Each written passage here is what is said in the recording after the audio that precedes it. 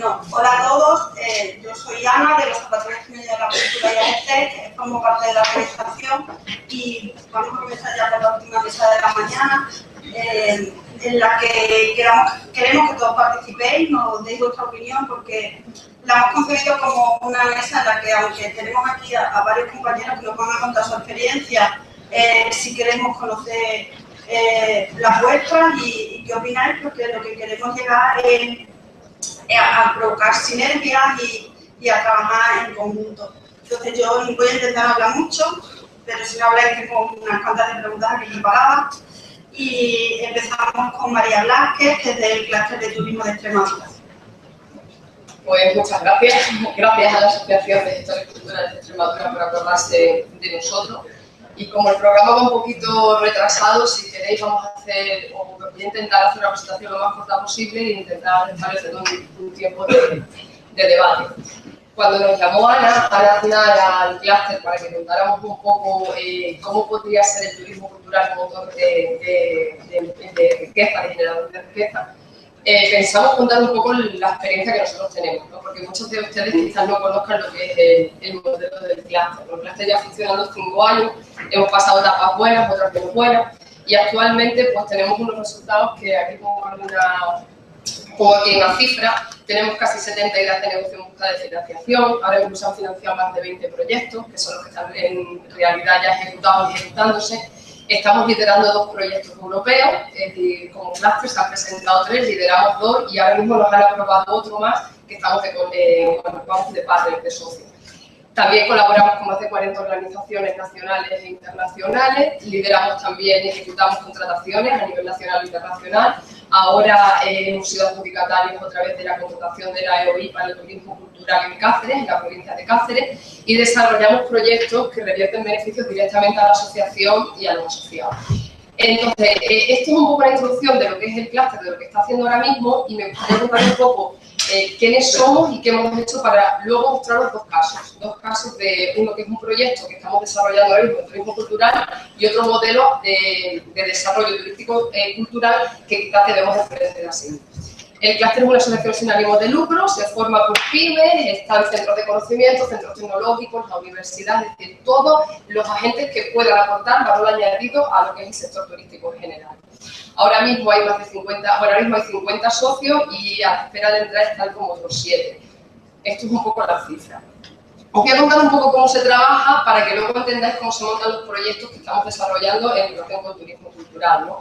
Los empresarios nos muestran una serie de necesidades que ellos tienen, es decir, o trabajan en conjunto en mesas de trabajo, y nosotros desde clúster, como el personal técnico, con el resto de organizaciones que os he contado a continuación, muestran soluciones a esos proyectos. Esas soluciones se plasman en memoria, en proyectos para buscar financiación. Una vez que se obtiene esa financiación, se empiezan a ejecutar ese tipo de proyectos, siendo los socios los que trabajan directamente en él y los que reciben los beneficios. Es decir, aquí ya no son consultoras que vienen de fuera, que te venden un proyecto y que te lo hacen, sino simplemente son ellos los que trabajan y se necesita colaboración o participación de otros agentes, ya sean consultores, de otras empresas, se subcontratan. Poniendo un poco de antecedentes todo esto, quiero centrarme en 2 casos, porque como he comentado antes, quiero ser breve. Uno de ellos es el proyecto reciente que nos han aprobado ahora, que es el proyecto LACUA. El proyecto LACUA se presentó a la convocatoria de ayudas de proyectos europeos, es para crear rutas transnacionales turísticas culturales. En este caso, como lo he puesto aquí, el proyecto LACUA son mitos y leyendas del agua para crear rutas transnacionales europeas.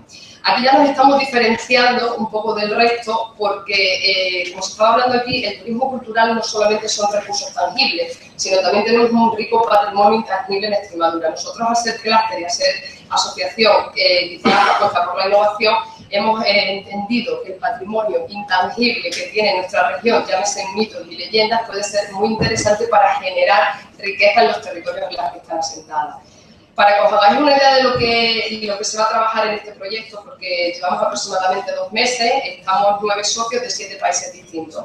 Lo que se pretende es catalogar todos los mitos y leyendas del agua, tanto en el territorio nacional como europeo, Para esto contamos con la ayuda de la Red de Universidades Lectoras de la Universidad de Extremadura. Llevan ya más de 5 años y hay un catálogo bastante extenso para utilizarlo. A partir de aquí se están catalogando y registrando recursos turísticos, es decir, lo que puedan ser recursos turísticos que aporten valor añadido a estas leyendas. Por lo tanto, habrá un mapping donde se cruzarán los mitos y leyendas del agua con los recursos que hay. A partir de aquí, el empresario será el que componga sus propias rutas a partir de estos recursos. Cuando estábamos en las reuniones de Bruselas contando el proyecto, aparecieron una serie de agentes que nos dijeron que qué íbamos a hacer con todo ese patrimonio cultural intangible de leyendas y de mitos. Y decían que no solamente nos centráramos en recursos turísticos, sino que tenía un potencial enorme relacionado en otras subindustrias. Llámese diseño de joyas, llámese diseño de videojuegos, de películas, etc. Entonces, para que veáis, de lo que se parte como una idea de turismo cultural intangible, empieza a crear una serie, o se empieza a diversificar en otra serie de productos que pueden generar riqueza, tanto en los territorios. Este es uno de los proyectos que, si queréis, luego podemos entablar un poco más de conversación y explicaros cómo se ha hecho. Aquí lo tengo puesto un poco el resumen, y donde me voy a centrar un poco más en un caso que me ha sorprendido muchísimo. La semana pasada tuvimos la suerte de estar invitados en un simposio internacional de turismo interior en Castellón, y coincidimos con el gerente de la Fundación Santa María de Albarracín. ¿La conocen ustedes alguno? Santi, ¿tú conoces el caso de Albarracín? ¿Tú eres arqueólogo? ¿Os suena de algo? Sí. ¿Os suena, no? Entonces, quizás esto a mí me llama muchísimo la atención porque no conozco el tema tan profundamente como los expertos de turismo cultural, pero me llamó muchísimo la atención lo que habían conseguido en esta localidad. Para poneros un poquito en antecedente, este era un pueblo de unos 250 habitantes que a partir de los años 80 empieza a recibir ayudas de líderes, de FEDER, a través de escuelas, talleres, y empiezan a recuperar su patrimonio. Pero empiezan a reconstruir y a recuperar su patrimonio con una visión de futuro para centrar su localidad en el turismo cultural. ¿Esto qué quiere decir? Que cuando recuperaron la iglesia, no recuperaron la iglesia para hacerla bonita y que el turista la visitara y se hiciera 4 fotos. Recuperaron la iglesia para convertirla en un auditorio para más de 300 personas. Cuando recuperan la casa del obispo, es decir, han hecho una sala de exposiciones y una sala de congresos para 150 personas. Es decir, todo lo que se está reconstruyendo y recuperando revierte en lo que quieren es que revierta en un futuro a través de ingresos del turismo cultural. Por lo tanto, que consideramos o consideraban los expertos que hablaban de este tema, que debe de tener las ciudades o los destinos que apuesten por turismo cultural deben tener su propio signo de identidad. El gerente de la fundación decía que estaba muy preocupado por el turismo de masas en este tipo de localidades, es un pueblo muy pequeñito, y ya estaban pues, atemorizados porque llegaran grandes turoperadores que desvirtuaran lo que es todo lo que es el destino en sí. Entonces, estaban planteándose cómo se podría seguir desarrollando sin perder ese signo de identidad, ¿no? Y a partir de aquí empiezan a tomar una serie de medidas para proteger su patrimonio. Entonces, cuando ves la agenda cultural de esta localidad, es decir, que apuesta es básicamente turismo cultural, te das cuenta de que hay exposiciones, salas de conciertos, tienen a talleres hay talleres, hay sesiones de recuperación de patrimonio, es decir, una serie de actividades complementarias que no son las típicas turísticas que conocemos tradicionalmente, sino que van todas relacionadas con la cultura. Todas relacionadas directamente, y además no es un turismo de una estancia media de un día y de 2 días, sino el que va a una exposición, el que va a exponer en una exposición o el que va a un taller de recuperación de textiles se queda una semana. Por lo tanto, este es un modelo muy interesante que quizás debemos aprender, quizás no copiar, porque copiar este modelo es casi imposible, porque de hecho otras ciudades lo han intentado copiar y no ha salido igual. Pero la reflexión que yo dejo aquí, o que quiero dejar, porque quiero hacer una intervención de más o menos 10 minutos para que haya una mesa redonda, es que tanto iniciativas privadas como el sector empresarial, como el caso que he puesto del proyecto El Agua, como la parte de la Fundación Santa María de Albarracín, que es privada, están trabajando por generar riqueza y empleo a través de lo que se conoce como turismo cultural, pero no el turismo cultural de llevar a un autobús a que vea el patrimonio tan espectacular que puede haber en Cáceres, en Mérida y se haga una foto, sino que se quede allí, disfrute de exposiciones, disfrute de museos, etcétera, etcétera, etcétera. Y con esto finalizo la intervención. Quiero ser rápida para que luego podamos tener un tiempo de debate.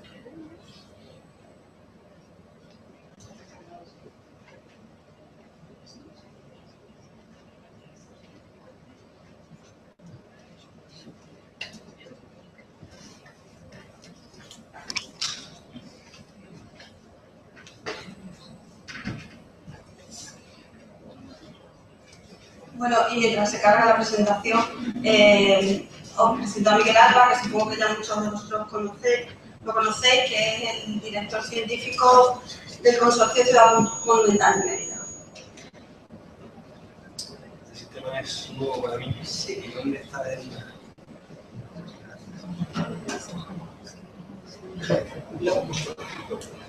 Hay muchas, A ver, alguien... María, abajo, en la parte de abajo. Sí, es que tienen abiertas como... Vamos cerrando. ¿Cuál era? Esa era la que...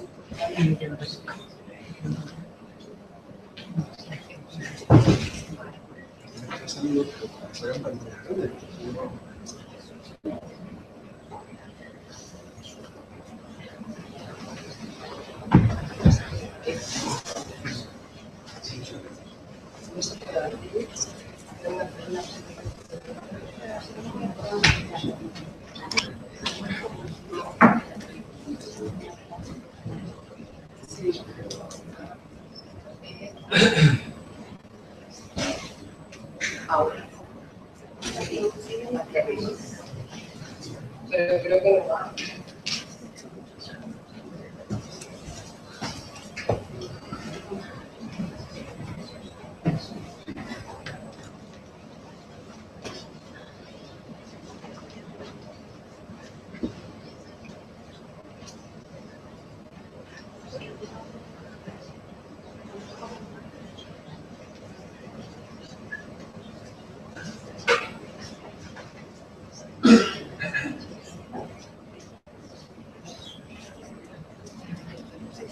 Saltamos, todo el mundo lleva Google.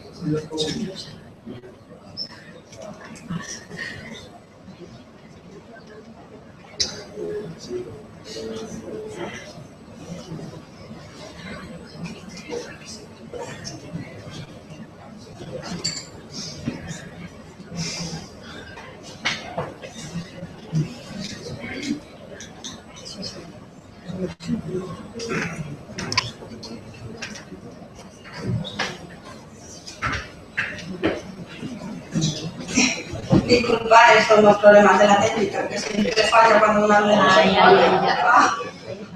Si no llegáis la solucionado. La arreglado. ¿Has oído la siguiente diapositiva? No, bueno, no. Vale, y solamente esto, ¿no? Bien, la técnica, siempre la técnica. Y encima para un arqueólogo, pues con mayor motivo. Buenas tardes. En tiempo muy breve que es el que nos han dado, bueno, en primer lugar agradecer la oportunidad de poder hablar de temas del consorcio en este foro y a ustedes por su asistencia.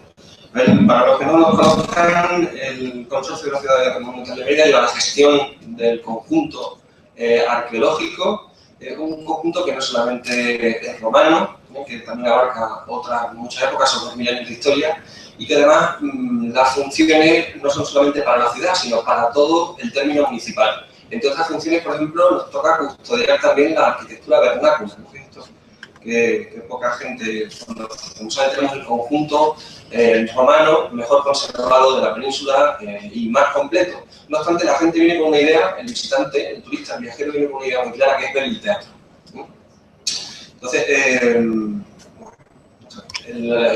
el consorcio tiene solo 2 departamentos. Esencial el tema arqueológico, gestionamos toda la actividad arqueológica en esta ciudad, tenemos un servicio gratuito para el ciudadano, que es un caso único en la península, y el desafío de la conservación de todo ese patrimonio, porque se mantenga, que siga estando bien conservado, podamos pasarlo a la generación siguiente, teniendo en cuenta que hay que incrementarlo, que se va incrementando. El consorcio está integrado por esas 6 instituciones públicas, entidad pública sin ánimo de lucro, por cierto. Ya ven que están también, por ejemplo, la Diputación de Cáceres, por el hecho de ser capital de Extremadura, están en las 2 diputaciones, el Ministerio de Cultura, el Gobierno de Extremadura a través de la Consejería de Cultura, el Ayuntamiento y el Parlamento. Y bueno, eso como se concreta, nuestra institución, somos casi 90 trabajadores. La financiación, hay que tener en cuenta que somos el único proyecto de arqueología urbana integral que ha sobrevivido a la crisis. Y eso es porque normalmente este tipo de cosas están muy dependientes de los dineros públicos. Sin embargo, en el caso del consorcio, lo que en su día veíamos como una desgracia, que era la limitada aportación de dinero público, ha sido esencial para poder haber mantenido la estructura. Ahí se puede ver la parte de dinero público, que llega a un 13%. Entonces, ¿cómo se financia el consorcio? Pues esencialmente a través de proyectos también, pero esencialmente a través del visitante. Es decir, necesitamos del turismo para sobrevivir, para seguir cumpliendo nuestras funciones. En este sentido, pues se puede ver perfectamente el pulso de la crisis, cómo ha supuesto esa caída, ese desplome progresivo de visitantes. Eso incluso nos creó esos problemas de supervivencia que he comentado, pero por otra parte nos hizo aguzar el ingenio para buscar recursos o estrategias para atraer precisamente visitantes, pero sin descuidar nuestra función esencial, ¿no? Que es ese patrimonio y sobre todo que nos debemos a los ciudadanos. En este sentido, por ejemplo, entre otras estrategias, lo que queremos enseñar es un conjunto, no el teatro, sino un conjunto arqueológico, pues lo que hay es una entrada conjunta, hay un solo precio, pero una entrada que no caduca. Es lo que le decimos al visitante, que por el precio de ver solo el teatro, claro, en comparación a otros precios de otros sitios, puede ver toda Mérida. Pero es que además no se preocupe si va con mal tiempo, muy pillado el tiempo, porque puede volver cuando quiera a seguir viendo esos recintos monumentales. Insisto, teniendo en cuenta que a nosotros nos toca cuidar todo, lo que está en recinto y lo que no está en recinto. Se creó ese plano, para que se puede ver lo de la accesibilidad, proponiendo también unas rutas para que se vea que el patrimonio es mucho el que hay que ver. Por cierto, al reverso de ese plano que estamos viendo, pusimos un plano donde hacíamos también reclamo llamada a sitios recomendados para ver en Extremadura, o sea, Cáceres, Badajoz, por cierto, Medellín, Zafra, Aranje, entre otros sitios. Porque el día en que empecemos a ayudarnos unos a otros, en lugar de estar solamente pensando en nosotros mismos, pues nos irá mejor, teniendo en cuenta que visitantes ya lo tenemos aquí, ¿no? Pues publicitemos otros sitios. Bueno, entre otras estrategias, pues estuvo, por ejemplo, prácticamente no... hay 2 días al año que se cierran los monumentos. Y luego es esencial que están abiertos a mediodía también, porque esto se adecua más a los horarios. Lo único que tenemos horarios extraños en el mundo son los españoles, ¿no? En comparación, sobre todo, a los extranjeros. Bien, hay dos ideas básicas. Y una de ellas es que este patrimonio mundial es esencial, es parte de la ciudad y por tanto debe estar integrado en la misma. No podemos aislarlo, porque vivamos de él, esconderlo, para presentarlo solo a los visitantes. Y es por eso por lo que tiene Mérida ese patrimonio tan visible y tan accesible a veces, ¿no? En el caso del Templo de Diana, por ejemplo, ha sido el último que se puede hasta tocar. Y luego la idea de que este patrimonio debe ser disfrutado primordialmente por la gente que está viviendo aquí, que su patrimonio sigue una serie de actividades a lo largo del año que lo permiten. En un cuadro ya más metafórico de cómo funciona el consorcio, tendríamos esas instituciones que son las que nos mantienen arraigados, cogidos al suelo, y en esas ramas, esas troncales, ¿no?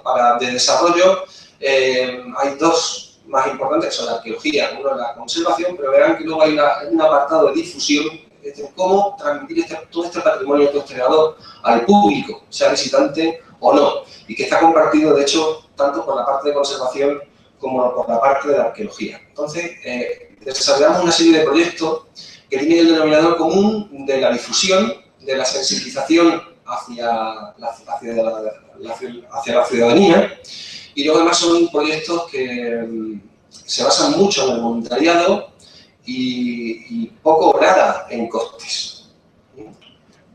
El proyecto Mecenas, no vamos a hablar aquí de lo que son mecenas, aunque sí les recomendaría que se hicieran todos mecenas, pero permiten, a nosotros nos permite poder abrir todos los años un sitio nuevo, incrementar esa oferta. Lo último ha sido la intervención de ese hecho del anfiteatro para darle uso, y el penúltimo ha sido coger todas esas piedras que teníamos en la Alcazaba y con ese desorden que había allí, de acumulación de piedras del siglo XVIII, y hacer un museo al aire libre, un jardín de antigüedades, ¿no? Un término antiguo de la palabra.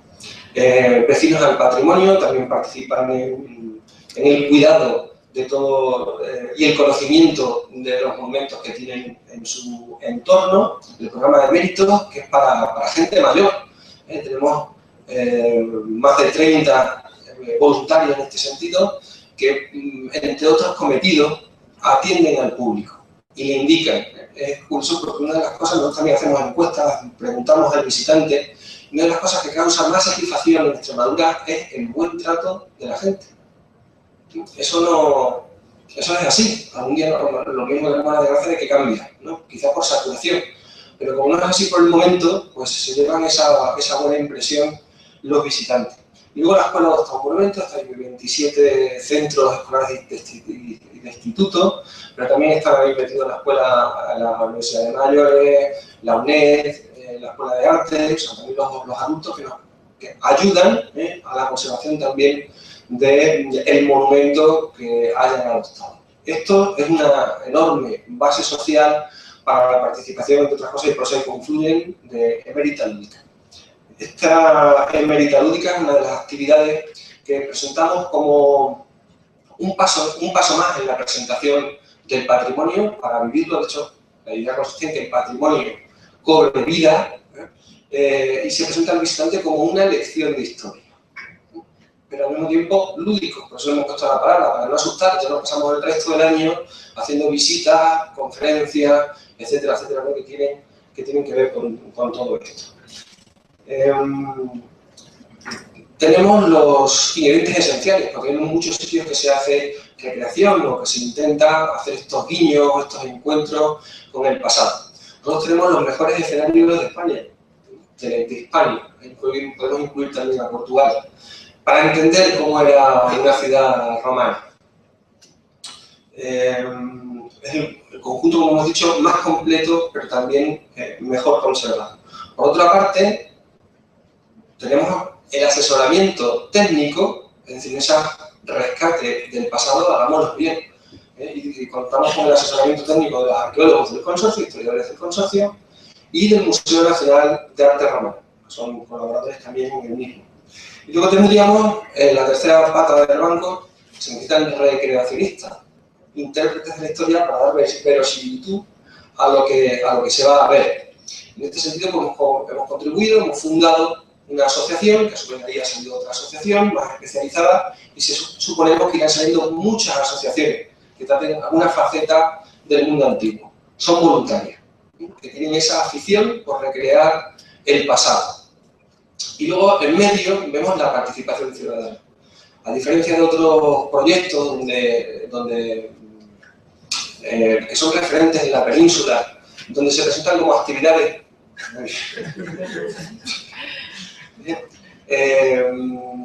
muy pensadas en el turismo para que cuesta esa actividad, que supone el pago de una entrada. Nosotros lo que queremos que sea una cosa identitaria, como ya de hecho es, y que se fundamente en la participación ciudadana. Por ahí están los escenarios que hemos ido poniendo poco a poco en vida durante Emérita Lúdica, pero con la idea de que algún día sea toda la ciudad. Vemos que un fin de semana toda la ciudad romana vuelva a la vida. Es muy importante aprovecharlo eso como producto cultural que hemos dicho que es para mostrar el patrimonio. Ahí vemos, por ejemplo, cosas que habitualmente no se pueden visitar, como el templo de Diana, una cola, porque hoy diría que es una cola del patrimonio, ¿no? Para ver algo en relación al patrimonio. Pero hay conferencias también, hay una agenda cultural que empieza una semana antes, para dar ese contenido cultural. Es importante que las escenas que se vayan a recrear pues, sean fidedignas, sean como un documental, en vivo, para decirlo así, ¿no? Entonces, bueno, no vamos a entretener aquí a decir las escenas, simplemente a recomendarles, por si no han podido asistir, y decir que implica también a otros colectivos, como el de los artesanos, ¿no? Estas artesanías que ya existieron en la época romana, pero que es cultura también, ha llegado hasta nosotros, el tema del mercado, de los hosteleros también, este año con las recetas de Apicio, más de 20 centros hosteleros pues, han participado en la ruta de la tapa, con el aliciente, para hacer un precio especial al que va ataviado de romano. Y un concurso de la tapa. Importante el tema del aspecto para que haya rigor, para que haya credibilidad en lo que se está viendo, no solamente en las acciones.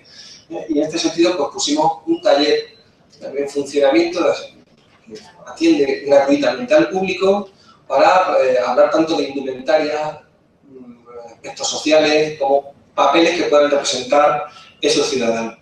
Y luego ha sido reforzado con la noche romana en blanco. Sin blanca era cuando no hemos estado, ¿no? Pero que permite hasta las 3 de la mañana prorrogar esta actividad. El museo durante 2 años consecutivos ha batido el récord de asistencia. Este año la lluvia nos ha dificultado la noche romana. Y precisamente por eso vamos a plantear un cambio de fecha. Nos vamos a ir de finales de septiembre, que celebrábamos Ceres, también se celebraba Ceres en el solsticio de verano. También vamos a aprovecharse para no tener problemas con el tiempo. Bueno, ahí vemos ya los resultados. ¿Por qué septiembre o junio? Porque son meses flojos, lo que se trata es de reforzar. Esto podríamos hacerlo durante el Festival de Teatro, que es un éxito indudable, pero sí que ya viene mucha gente, ¿no? Pues lo que interesa es que venga gente cuando los meses son más faltos. En este sentido se puede ver en la gráfica como hemos experimentado un incremento muy importante de público de uno a otro. Y luego aprovechamos estos grupos de recreación para otras actividades a lo largo del año, como es la Via Crucis, como son pues experiencias que se llevan sin duda al visitante, o estas pruebas deportivas. A ver, 2 segundos. 0 segundos.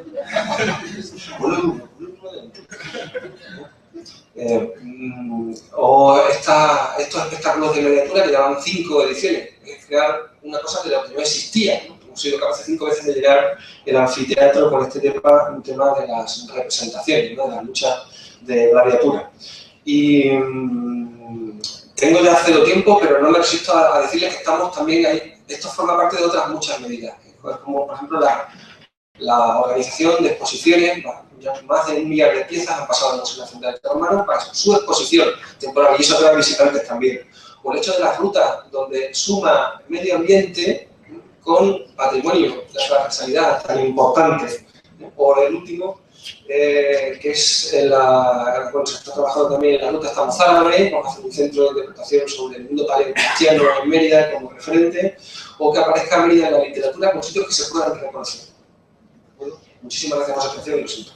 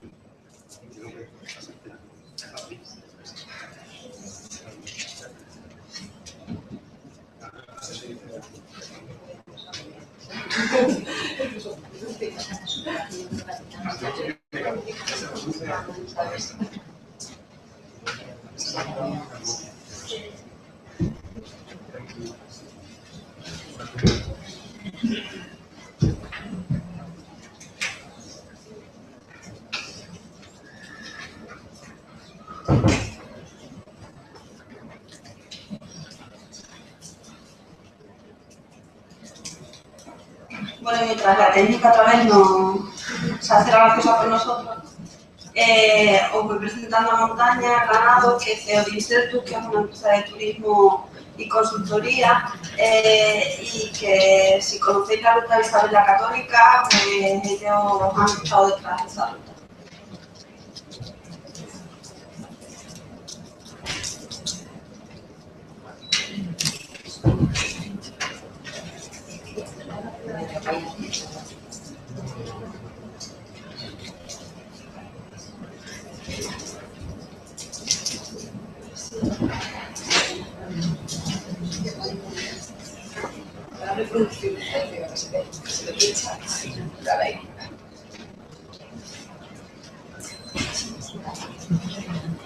Buenas tardes, voy a intentar ser breve. Lo primero, agradecer la invitación a la Asociación de Sectores Culturales, de esperarla. Sobre todo porque nos den la oportunidad de expresarnos como empresa que pretende realmente desarrollar la actividad dentro del turismo cultural y vivir de ello y dar trabajo a partir de este tipo de turismo. Os voy a poner en principio una pequeña... Nosotros empezamos nuestra andadura hace relativamente poquito. Somos por una parte consultoría de destinos, para destinos y empresas enfocadas a elaborar contenidos, por lo que un poco nos diferencia de lo que son las consultorías turísticas en general, ya que tenemos que dar a gente tales como arqueólogos, historiadores, dramaturgos, historiadores del arte, artistas. Damos un poquito con todo este tipo de creativos porque entendemos que la cultura, el turismo cultural tiene que ir un poquito más allá del patrimonio e intentar meter en él y en esta área de valor lo que es la creación cultural y artística, que hemos hablado poco aquí en este día de ella. Nosotros comenzamos, como digo, relativamente hace poco nuestra andadura. Empezamos con una serie de productos muy específicos, tanto de consultoría, enfocada, como digo, a crear y a contar y a enseñar o diseñar productos turísticos de una manera nueva, basado en todos estos recursos que venimos hablando toda la mañana, de los que somos todos conscientes y de los que han explicado ya desde primera hora perfectamente mis compañeros. Pero quería haceros, antes de empezar, una reflexión sobre lo que es el turismo, lo que es la cultura y para lo que a nosotros nos sirvió iniciar este viaje que os voy a contar. Pues para nosotros el turismo, aunque hay muchas otras cosas y hay muchas otras definiciones, nos parece importante entrar el concepto de viajar y el concepto de placer, que es donde suelen entrar pues, los creadores culturales y el tipo de turista o viajero cultural, que deja de ser turista para ser viajero porque lo que hace es disfrutar y consumir cultura.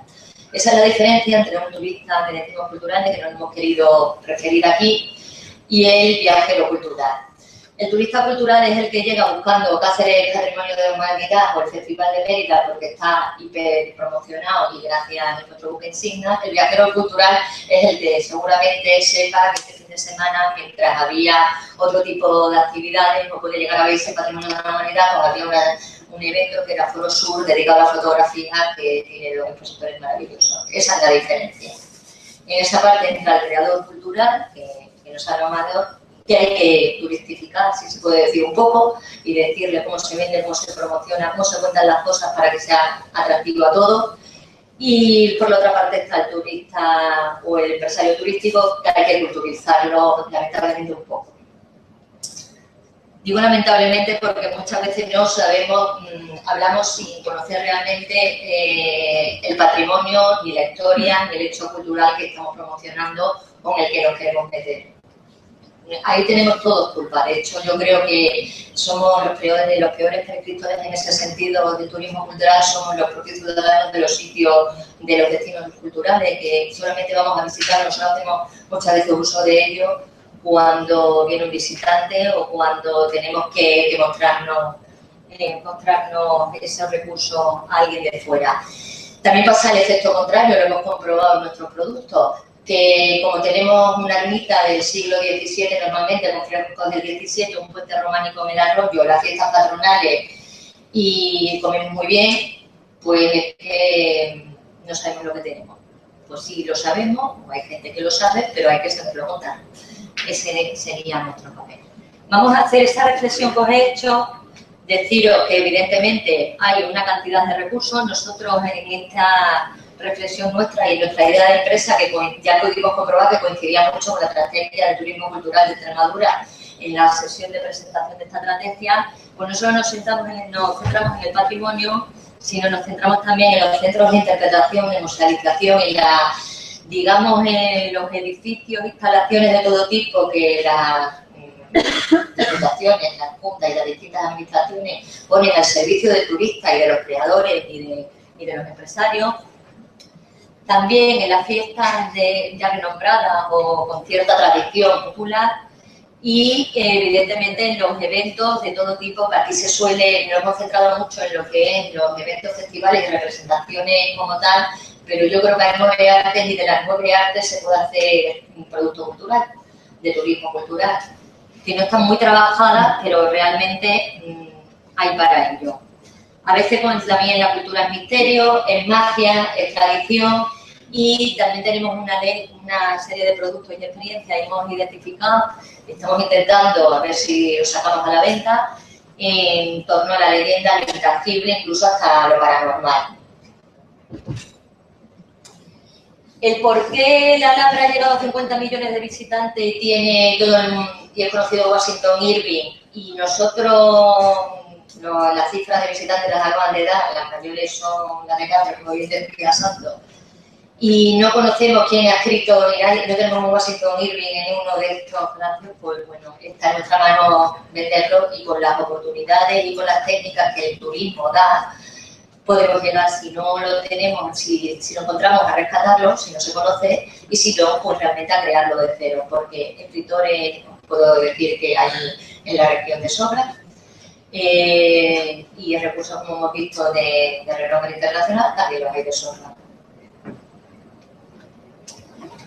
También es cierto que aparte de la promoción o de este tipo de sacarle el partido al recurso que ya está, que lo que hay por medio es una empresa o que sepa contarlo o que lo sepa poner en valor, pues llegan también otro tipo de tecnologías, de la información, de venta, de comunicación, que curiosamente los gestores culturales y los creadores culturales manejan muy bien, y por su parte se están haciendo cosas muy interesantes en el ámbito de las redes sociales, en el crowdfunding, incluso en la promoción de eventos o microeventos a través de las nuevas tecnologías.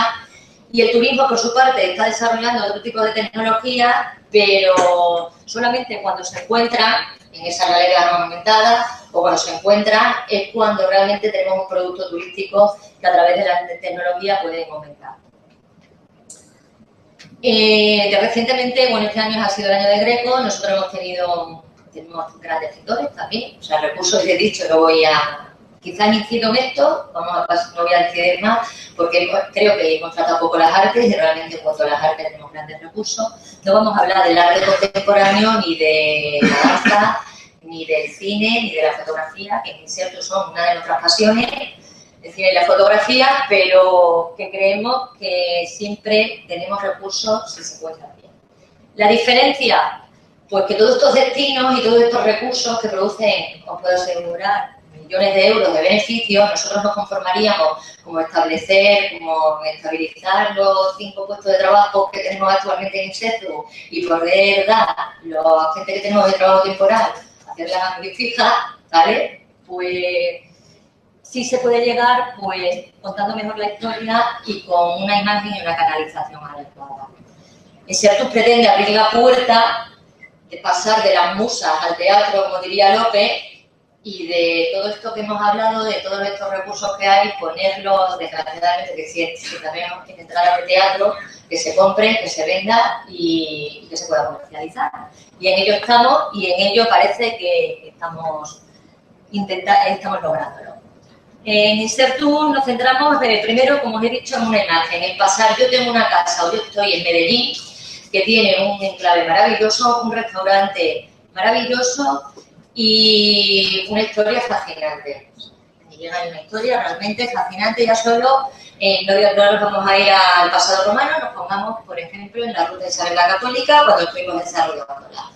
¿Qué pasa? Llegas a Medellín, ni el propio pueblo sabe, por ejemplo, que el encierro que hizo la condesa de Medellín a subir con esa fortaleza ha servido de musa a Garcilaso, por ejemplo, y nosotros somos los que le decimos, lo reunimos, le decimos cómo lo tienen que contar. Contamos la historia, como decimos, hacemos la imagen, generamos contenido, contamos para ellos con historiadores, arqueólogos y demás, hacemos musealización y diferenciamos eventos culturales. En torno a estas 4 temáticas hemos desarrollado, al darnos cuenta que en el papel está todo muy bien, pero que luego vas a los sitios y a los destinos y no hay nadie que lo haga y cobre los 10 euros o se arriesgue o los pierda o los ponga en una entrada o lo suba a la plataforma de venta de Booking o realmente hacerlo no lo hace en muchos muchas ocasiones nadie se ha puesto el producto en práctica, nosotros nos hemos dicho que, bueno, que nuestra consultora va un pasito más allá y donde no lleguen las empresas de la zona o donde no llegue el recurso o la asociación, nosotros desarrollamos la experiencia. Tenemos, como veis, 4 temáticas históricas patrimoniales, vamos a decir, en torno a la Edad Media y a las órdenes militares, a la prehistoria, a Roma, pero viendo no solo el teatro, sino la ingeniería y a la preparación árabe. Como veis, hemos tenido también en cuenta artistas callejeros, artistas creadores de otro tipo, pues de arte contemporáneo. Hemos tenido en cuenta la especialización de cada uno y vamos a pasar y os vamos a decir cuáles son exactamente las experiencias que nosotros tenemos ahora puestas en el mercado. Bueno, la Ruta Isabel no es nuestra experiencia como mercado, la ruta está terminada. En breve, yo creo que bueno, que ya se incorporó en la provincia de Badajoz, porque en una primera fase no hubo bastante tiempo, pero se identificó la necesidad.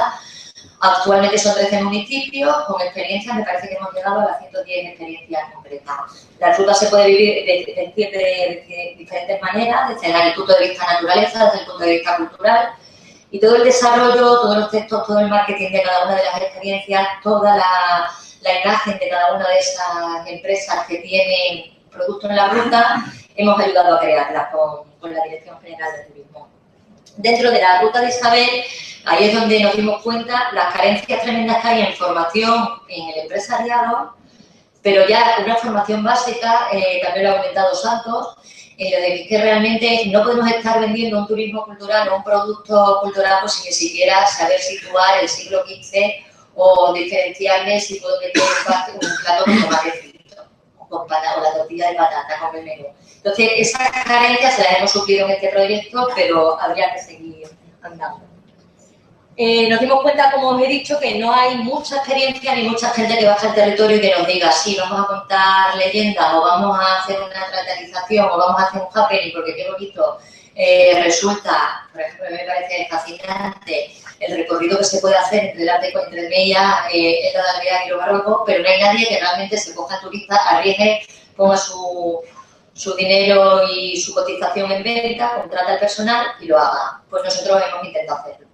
De momento tenemos el hombre, pues en estos 4 momentos, el hombre y la piedra. Aquí tenéis una experiencia con un grupo de escolares, abajo en cambio con un grupo de turistas en Fío. Ahí interpretamos lo que son los principales yacimientos arqueológicos en torno a la prehistoria que tenemos en la región.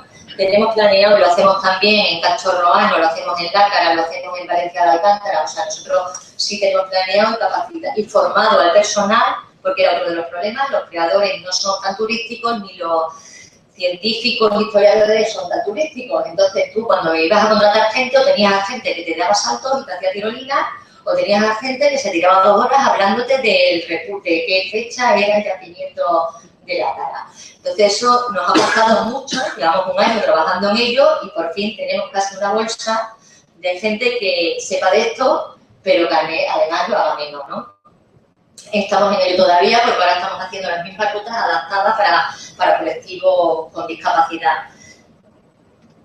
Y hemos tenido que buscar a gente que además de esto sepa tratar con gente, con colectivos de discapacidad. Bueno, esta es la experiencia en torno a las dependencias. Tenéis siempre una, pues nos hemos enfocado mucho también en el turismo familiar y creemos que el primer preceptor son los niños. Con lo cual, si conseguimos, también se ha abandonado mucho en las nuevas generaciones, donde hemos detectado que hay más desinformación y menos se sabe de cultura en general y de historia en particular. Con lo cual, pensamos que a lo mejor pues, es un buen momento hacerles recordar. Ahí tenéis en Valencia de Alcántara una actividad en torno a la boda regia. Nosotros la planteábamos con niños de todas las edades, diseñado de manera que iban a la boda. El primer día se hacían los preparativos de la boda, tanto de aderezo explicando tal. El segundo día íbamos a la boda y en la boda pues se explicaban los juegos, hacían los juegos medievales y demás. Abajo tenemos la misma actividad en torno a la Edad Media, pero en este caso en Plasencia y en torno a la huella de Isabel. Estos son simplemente, veis, las traigo la experiencia de realmente cómo puede ser la cultura y el patrimonio, la historia experiencial y cómo realmente, si tú estimulas, pues la respuesta por el turista, el visitante o como lo queremos llamar, es realmente importante. Y estoy segura que a estos niños les quedó más clara el tipo de pintura que hay en Monfragüe, la diferencia entre la pintura esquemática y lo que supuso la revolución neolítica a través de esta maleta, de esta paleometa y de estas manualidades y de esta charla. Eso era un juego que había los grupos de granos neolíticos contra los paleolíticos y demás. Y les quedó bastante más clara y además disfrutaron porque entran las emociones. Siempre vamos con un material de primera y hecho didácticamente, pero que se puede usar para todo. Esto vuelve a ser de nuevo en Plasencia. Era en este caso, explicábamos lo que es la diferencia del gótico, nos basábamos en la diferencia entre el gótico y el románico, pero todo lo que significó la época de Isabel y esa transición de la época moderna. Y estas son nuestras próximas actividades. Tenemos los escenarios de Isabel, ya no como consultora, sino hay un hueco. Nosotros vamos a explicar por qué Cáceres en este caso es escenario de cine, por qué se han elegido, cómo se han elegido y vamos a intentar que esa dicotomía que hay entre la historia real de Isabel en Extremadura no tiene nada que ver con lo que vemos en la serie. Pero sin embargo sí tenemos lo suficientemente recursos, tanto cinematográficos como patrimoniales, como para que Cáceres haya sido Segovia, Burgos, Castilla entera, Guadalupe, o sea, que realmente puede ser un escenario. Como os he dicho, el ser la fotografía y el cine es una de nuestras pasiones y hemos empezado por hacer una actividad lúdica de algo que no va a ser una visita guiada. Nosotros tenemos nuestro realizador de la serie que va a llevar a realmente a la gente a vivir como uno más o como si hubiese sido figurante y hacerse sus selfies en esos escenarios. Y esta es otra más en torno a la fotografía, que va a ser próximamente en Trujillo. Aquí combinamos arqueología y la noche, que nos gusta a muchos fotógrafos y a muchos gestores culturales, les gusta, que les gusta la fotografía y demás. La combinamos pues con realmente la magia de lo que es el patrimonio de Trujillo. Es una experiencia que la tendremos también en breve. Todo está cotizado, todo se puede comprar, todo se puede pagar y el de fuera y el de dentro puede acceder. Nosotros tenemos una plataforma de venta, vamos, un marketing de exterior, pensando en el turista que venga, que pague, y un marketing, evidentemente, para el ciudadano que vive en la localidad de cada una de estas antenas. Por mi parte, nada.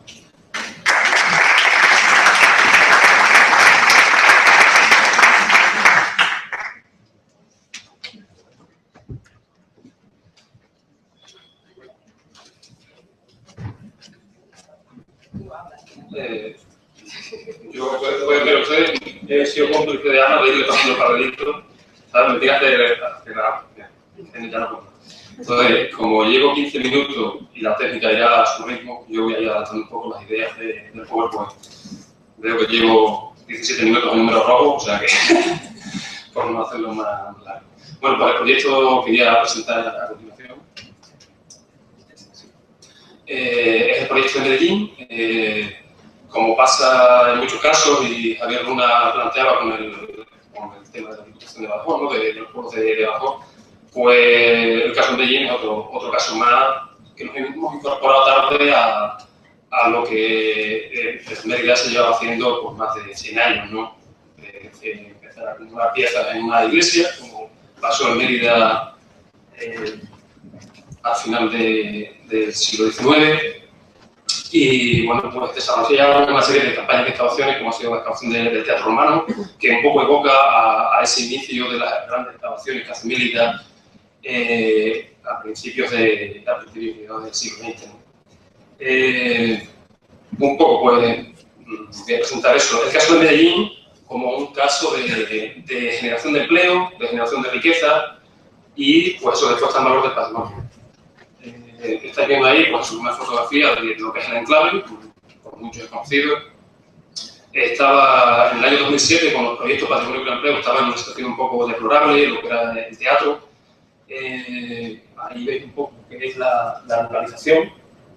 que tenemos en el municipio. Y bueno, como os comentaba, pues eso es un proyecto integral desde nuestra concepción, que está basado en eso, en la colaboración entre diferentes sectores implicados. Esta jornada, una de las cosas que veo bien es que ponemos cara. Muchas veces en las administraciones y en diferentes sectores empresariales funcionamos como compartimentos estancos. Ahora ya con la mensajería instantánea del WhatsApp, pues parece que esto va un poco más rápido, ¿no? Pero bueno, una cosa bastante importante es eso, ponernos cara y que haya un tráfico de comunicación entre los diferentes sectores. Como decía antes Miguel, si ellos en Mérida están ofertando que Medellín existe, pues mira, pues alguno de esos, ese número de visitantes, si pasan un 2% de los que pasan por Mérida, por Medellín, lo mismo tenemos que hacer en Medellín. Y lo mismo hay que hacer en todos esos ámbitos o en esos enclaves que son referencias en Extremadura. Después, como decía, eso, la puesta en valor del patrimonio cultural es en lo que se basa, y desde la Dirección General de Patrimonio, a la que represento, pues un poco es el enfoque que tenemos de las inversiones públicas que se hacen. Después, la generación de empleo. La inversión pública que se hace está centrada sobre todo en eso, en generar empleo, poner en valor, atraer turistas. Y después, pues eso, en el programa de día que se quería exponer en estas jornadas como casos de reconocimiento de buenas prácticas. A nosotros siempre estamos sacando la colación, nos han dado el premio Europa Nostra, se lo levantamos como se dice vulgarmente, se lo levantamos al patronato de la Alhambra de Granada. Ellos ya llevaban su fotógrafo para hacerse la foto, pero al final conseguimos de traernos a Medellín y allí lo tenemos colgado. Bueno, para su imaginación, el proyecto que presento es un proyecto enteramente de gestión pública. ¿Ello qué quiere decir? Pues no tenemos el organismo de gestión que es ahora mismo el Consorcio en Mérida, hay un yacimiento que va desde la prehistoria hasta el momento actual, pero claro, no teníamos ese organismo de gestión para poder desarrollar actuaciones en él. Entonces, a raíz del desarrollo de los TECOs, de los proyectos que se hicieron en el año 2017 de generación de empleo, se hizo uno en Lourdes, otro en Gata, otro en Regina y otro en Medellín, iniciamos lo que era la puesta en valor del sitio histórico, como estáis viendo ahí. En esas imágenes se ve un poco, como comentaban antes algunos de los ponentes, tenemos muchos recursos, en Medellín hay muchos recursos, pero no hay producto. Veis el estado que presentaba el castillo, los accesos, el turista llegaba y se tomaba con el burro, que iba por ahí suelto, por la oveja, decía, ¿listo quién es? Y decía, bueno, si usted ha venido a ver el castillo. Entonces, claro, necesitamos generar primero unos accesos que permitieran que el turista llegara al objetivo que se había planteado en el inicio de su viaje, ¿no? En ese proyecto, en el año 2007, pues lo primero que se hace es un poco recuperar esos accesos, esa transitoriedad que había tenido ese enclave patrimonial a lo largo de los siglos. Otro objetivo importante, la recuperación del teatro, empezar a ver ese teatro. Claro, lo teníamos como lo que era una ruina romántica, lo que antes comentaba la doctora de la universidad, ¿no? De ese planteamiento de viajero que viene con una concepción romántica, pero no podemos tener un teatro lleno de carros, lleno de ripio, lleno de chumbera, para comer los ricos chumbos vale bien, pero luego me pincho y no me gusta, ¿no? Entonces, lo primero, pues vamos a empezar a hacer una parte. Se hace una inversión de 1,5 millones de euros, como hay que decirlo, la inversión es pública, luego lo veremos más adelante, y en ese proyecto vemos que el teatro realmente merece la pena el excavarlo, que tiene un grado de conservación bastante bueno, y que vamos a ello, como se dice, más a la obra.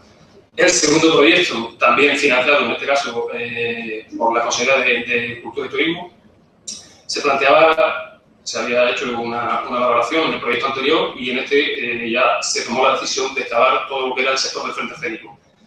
En ese proyecto pues ya se salen a la luz pues, los restos arquitectónicos, como son los capiteles, basas, fustes de las columnas del frente escénico, las estatuas, que vende mucho, una golosina muy buena. En el año 2006, por ejemplo, pasaron 6.000 personas, en el año 2007 pasaron 14.000 personas, con ese concepto también de que la excavación tiene que ser algo abierto a que llegue una persona y pregunte. Es el modelo de la Catedral de Vitoria, ¿no? De no estar con una valla ahí oculto, que parece que lo que estamos sacando, lo estamos guardando y estamos echando a correr. No, el que llegue y pregunte y que se vea la financiación pública para qué sirve. O sea, que la gente lo palpe de primera mano. Y en ese proyecto, en el 2007, pasó de 6.000, se pasó a 14.000. En el año 2008, cuando aparecen las estatuas, antes de entregarlas al Museo Arqueológico de Badajoz, están puestas durante un mes y medio, y pasan ese año 20.000 personas. Solo en un mes, pues pasaron 3.500 personas a ver las estatuas antes de que se las llevaran, como se dice. El siguiente convenio pues ya, una vez que teníamos acabado todo lo que era el sector de frente escénico, para que, como ha pasado con otras obras, ¿no? Quedaba el graderío. ¿Qué hacemos? Lo quedamos ahí, o colocamos, pues, bueno, al final se tomó la decisión desde el gobierno de la Junta de Extremadura de hacer una excavación integral del monumento y ponerlo en valor.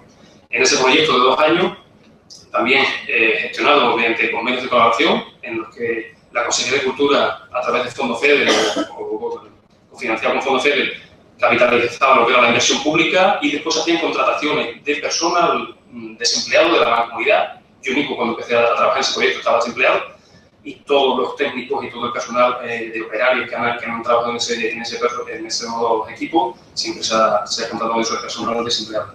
En ese proyecto, pues eso, se saca toda la secuencia estratigráfica que tiene el monumento, que tiene lo que es el enclave de Medellín. Y pasamos ya al final de ese proyecto al tema de la restauración. De nada vale el hacer una excavación, el que se conserve más de 800 sillas de programa de exposición, si luego a lo mejor nos dedicamos a hacer la monografía, que hay que hacerla, pero dejamos que todo eso se nos llene de vegetación, vuelva a caer todo el barro de la ladera. No, se ha optado en estos años de crisis, por los pocos recursos que nos han ido llegando, ir poniendo en valor ese patrimonio, eso que se estaba sumando, que se conserve, que se restaure y que sea de acceso público a las personas. Entonces veis ahí algunas imágenes de la restauración del mármol de la Arcestra, del hábitus, pues eso, de colocación del entarimado.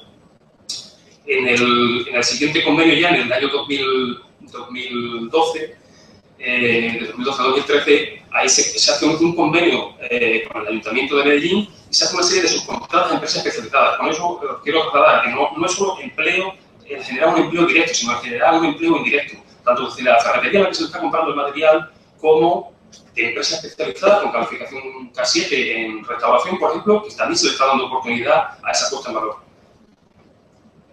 La generación de empleo. Eso, las personas que hemos trabajado en ese proyecto siempre lo hemos tenido como una máxima. Yo estaba desempleado en el año 2007 cuando empecé a trabajar ahí. En los siguientes proyectos se ha siempre tirado del listado del se hace el proceso selectivo y se contrata gente, pero eso, gente que está en el desempleo.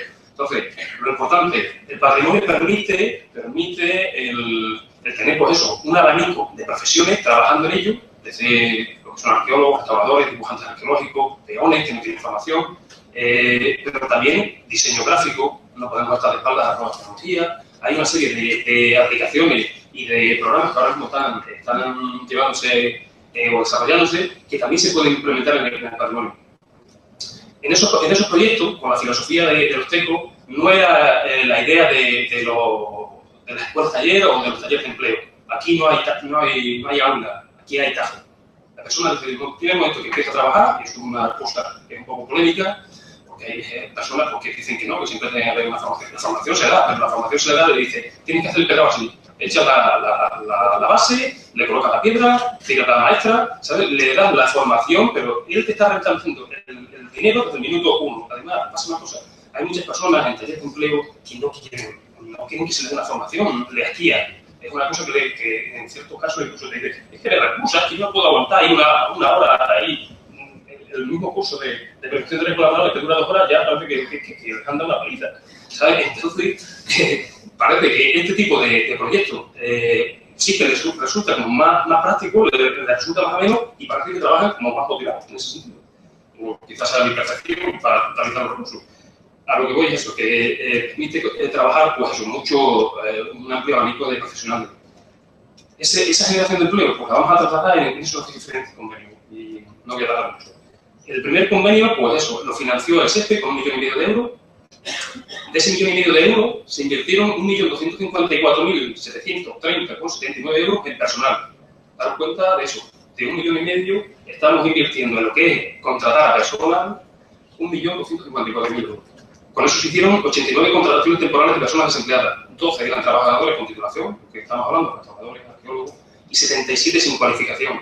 Necesitamos mover mucha tierra en una excavación y se necesita mover, pues eso, con minuciosidad, no clavar el pico sino controlar el material que se está moviendo en esos estratos para sacar bien la secuencia. Entonces, es mucho el peonaje que puede absorber un proyecto como este. La inserción que se consiguió, de esos 4 TECO, fue el único que continuó, que tuvo un proyecto después, entonces se consiguió una inserción de 73,68% de esos trabajadores. El siguiente proyecto, que duró desde julio de 2008 a diciembre de 2008, tuvo una financiación de 486.000 euros, de ellos se invirtieron 347.997 en personal y 138.459,46 en material. Se realizaron 50 contrataciones temporales de personas desempleadas, 14 han trabajado con titulación profesional y 36 operarios de estaciones. Una inserción posterior, pues sí, del 75%, porque conseguimos otro proyecto bianual, que fue el tercero de la excavación del Granadillo, y en ese se contrataron una inversión de 1.999.766 euros, que son inversiones, hay que decirlo, muy cuantiosas para los años en los que hemos estado desarrollando ese proyecto. Pues se invirtieron 1.399.834,20 en personal y 599.000 euros en material. No en material, hay que decirlo. Se realizan 70 contrataciones temporales de personas desempleadas, 16 eran trabajadores con titulación profesional y 54 operarios de estaciones. Pero en esos 599.000 ya había contrataciones de empresas especializadas, pues tanto para subir la bóveda del hábito, tuvo que contratar una empresa especializada, como la restauración del mármol de Rochestra, la instalación del entarinado de la cena, o sea, una serie de contratos directos, empleo directo y empleo indirecto. El proyecto que tenemos actualmente pues tiene una financiación de 225.000 euros y en ella se invierte en 138.673 en personal y 86.000 euros en material. Se han realizado 36 contrataciones temporales de personal desempleado, 8 son con titulación profesional y 28 operarios de estaciones. Eso no, me queda 2 minutos. Va a quedar frío ahora. Eso, pues, lo que estamos diciendo. No se cierra el bucle, ese bucle de inversión pública, si no generamos un activo. Es decir, el Estado está invirtiendo, o en este caso el Gobierno de Extremadura está invirtiendo, se está generando empleo en Extremadura. Pero tiene que haber una rentabilidad de esas inversiones. La rentabilidad es la puesta en valor del patrimonio. El que una persona a lo mejor ha visitado Mérida, pero ahora se saca con el programa de cena otros 2 recursos que no ha visto y a lo mejor dice, pues de ese periodo pues me interesa venir a ver eso que ahora se ha puesto en valor. Entonces, importante, durante ese programa de puesta en valor del patrimonio, como os decía antes, ya el propio Ministerio de Cultura, como propietario de los terrenos, empezó a hacer inversiones de puesta en valor también del propio monumento y empezó a desarrollar en el verano del 2012 el programa abierto por visitas monumentos en restauración. De los 2 años, del 2011 y 2012, que se llevaban desarrollando ese programa, el Medellín fue el monumento más visitado. Incluso superó a la Catedral de Toledo. Imaginaros, si el centro de procedencia de visitantes nos viene de Madrid, Toledo está al lado, está Greco, está una cantidad de recursos patrimoniales que lo tienen al lado. Pues con ese programa de visitas de monumentos en restauración ya superaba incluso la Catedral de Toledo. Aparte de eso, pues, como decía Miguel, la concienciación de los niños, el llevar a los niños a explicarles por qué el patrimonio es importante. De nada vale el poner una cartelería y al día siguiente que tenga un grafiti que se vayan roto. Si ellos no entienden que eso es importante, no vale de nada. La difusión, como cuando se inicia el proyecto, estábamos dentro de la Consejería de Cultura y Turismo, estuvimos en Tour Interior con Maite, con otras compañeras que están aquí.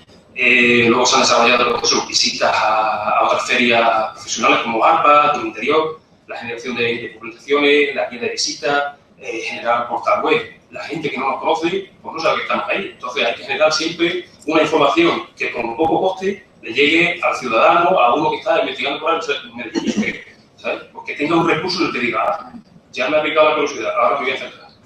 Generamos un portal web con coste cero porque lo hemos desarrollado dentro del propio portal de Gobierno de Extremadura y después, pues eso, no podemos ir de espaldas a lo que son los más medios de comunicación. En ese sentido, el Canal de Extremadura, como había ido grabando durante los años del desarrollo del proyecto, pues cuando se habían presentado las estatuas, una serie de hallazgos así significativos, hizo un programa para visionarlo el día de la inauguración, que fue meter en un tesoro al descubierto y, pues, claro, ese mismo programa nos ha dado una gran afluencia de visitantes. La dinamización del turismo no puede estar de espaldas a lo que hablábamos antes, ¿no? A las nuevas tecnologías. Los mismos niños les resulta tedioso la lista de los Reyes Godos, o como se habla siempre, ¿no? Pero si ellos interactúan, son una generación en pantalla, ellos tienen que tener un recurso que les sea atractivo, el videojuego. Pues eso, en Medellín hemos recreado con toda la infografía de todos los restos arqueológicos sumados un modelo 3D de cómo era el teatro. Lo tenemos mediante un enlace de vídeo en ese portal web, pero también las personas que llegan allí lo pueden visionar. Y la idea es, con ese programa de estos monumentos, el que eso sea como un recurso didáctico en el que el niño va haciendo la visita virtual, pasa por la orchestra, toca un icono y dice, orchestra, lugar en el que se colocaba los músicos, sale y dice 20 puntos. Y dice, pues vale, muy bien.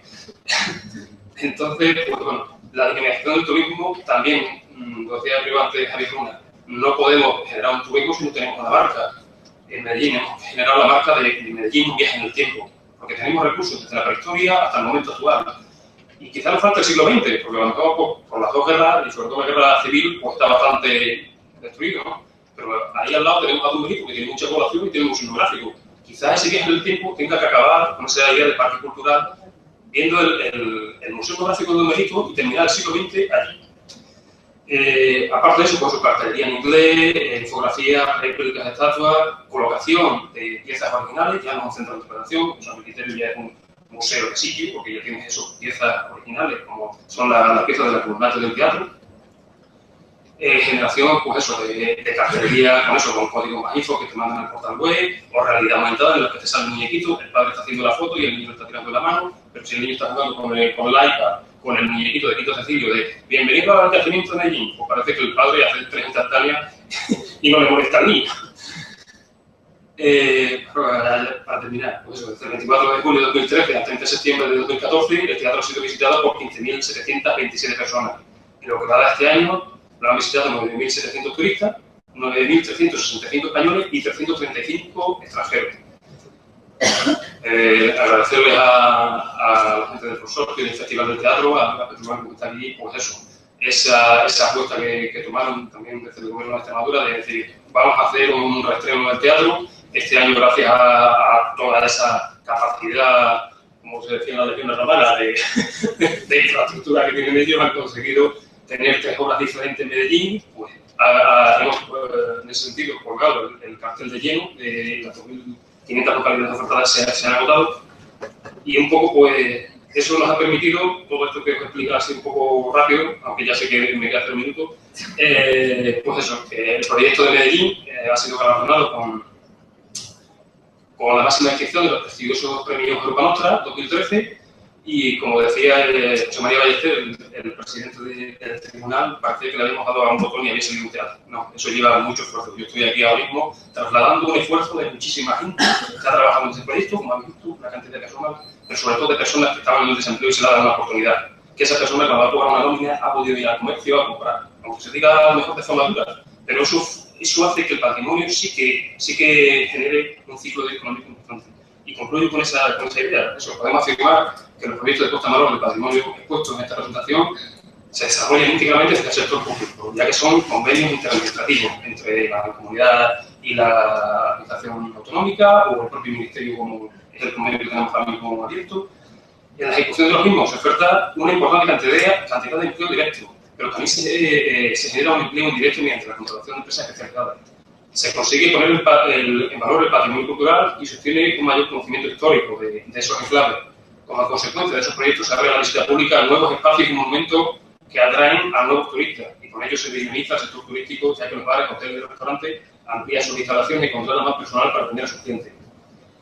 Todo ello es un claro ejemplo de que la puesta en valor del patrimonio cultural se puede convertir en un potente motor de desarrollo económico sostenible para generar empleo y recreación turística. Muchas gracias y perdonad la...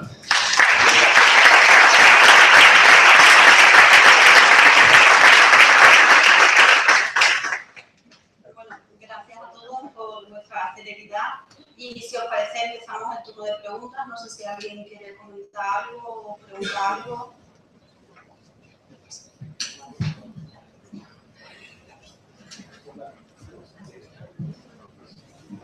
Sí, o sea, no solo de esta mesa, sino de todo lo que hemos visto a lo largo de la mañana.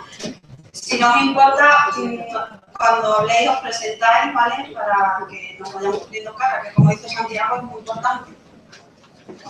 Buenas tardes a todos. Muchas gracias por la organización de las jornadas y por darnos la oportunidad de reunirnos a los interesados en el turismo cultural, en la cultura y el patrimonio Yo soy Martín Gómez Villante, soy investigador de la Universidad de Extremadura.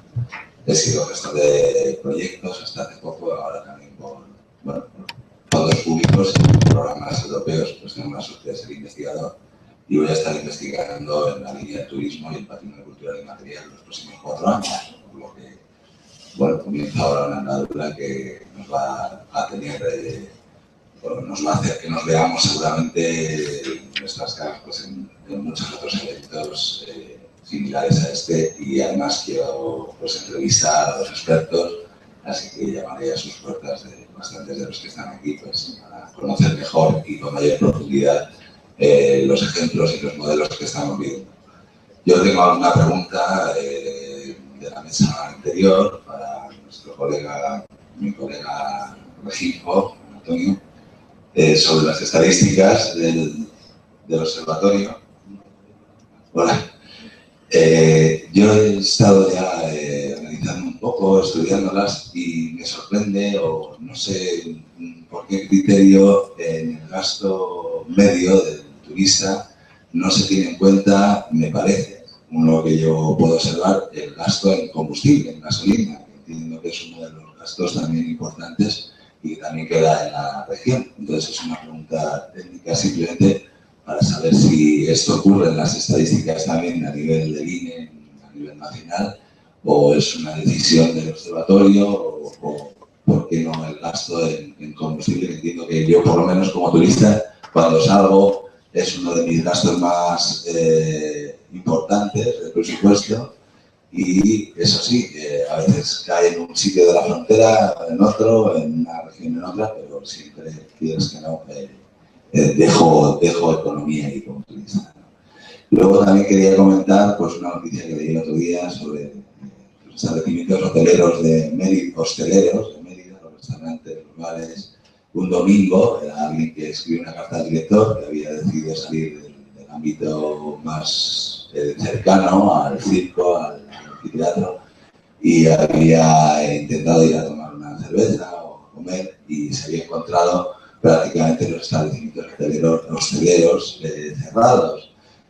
Pasa lo mismo también, yo siempre me sorprendo muchísimo, ¿no?, con los horarios de los museos y de los centros de interpretación en Cáceres y en otros lugares en los que, pues es verdad que a veces nos adaptamos mejor, como ha dicho el colega de Mérida, a los horarios europeos, que son absolutamente diferentes que los nuestros, pero otras veces pues, te parece increíble que un museo a las 2 de la tarde un domingo esté ya cerrado, ¿no? Yo recuerdo haber entrado en el Museo de la Semana Santa y me dijeron que hace no mucho, que era uno de los que más visitas tenía en Cáceres, pero probablemente no era por un interés, había un factor que era interés turístico, pero otro era que era el único que estaba abierto los domingos por la tarde, ¿no? Entonces, es curioso cómo pasan los años, se siguen invirtiendo fondos y se sigue desarrollando todo el tema de la gestión turística, pero nos tropezamos con los mismos hábitos culturales, ¿no?, y problemas administrativos que nos cierran los museos y los centros en horarios que entiendo que son todavía absolutamente visitables. Gracias. Si te parece, ¿quieres comentar? Bien, en relación con la cuestión que planteaba sobre el gasto turístico, nosotros medimos el gasto turístico del visitante en lugar de destino. Y en función de eso nos interesa qué es lo que ha gastado el visitante en ese destino.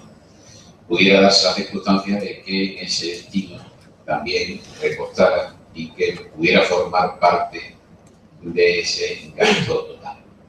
Pero no siempre, evidentemente, será así, ya que nos interesa, lógicamente, saber qué es lo que se gastaba el turista o el visitante, sea excursionista o puede ser o el concepto turista, en el propio destino.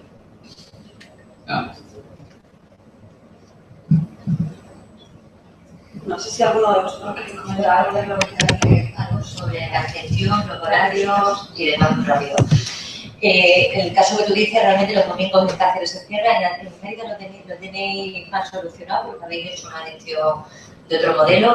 Pero solamente decirte que el último puente que ha habido, nosotros para el diseño de la actividad visitamos primero los sitios, lo vemos, somos de Cáceres, estamos allí. El domingo del puente de Pilar estaban cerrados a las 7:30, bien es que hacía mal día, ¿vale?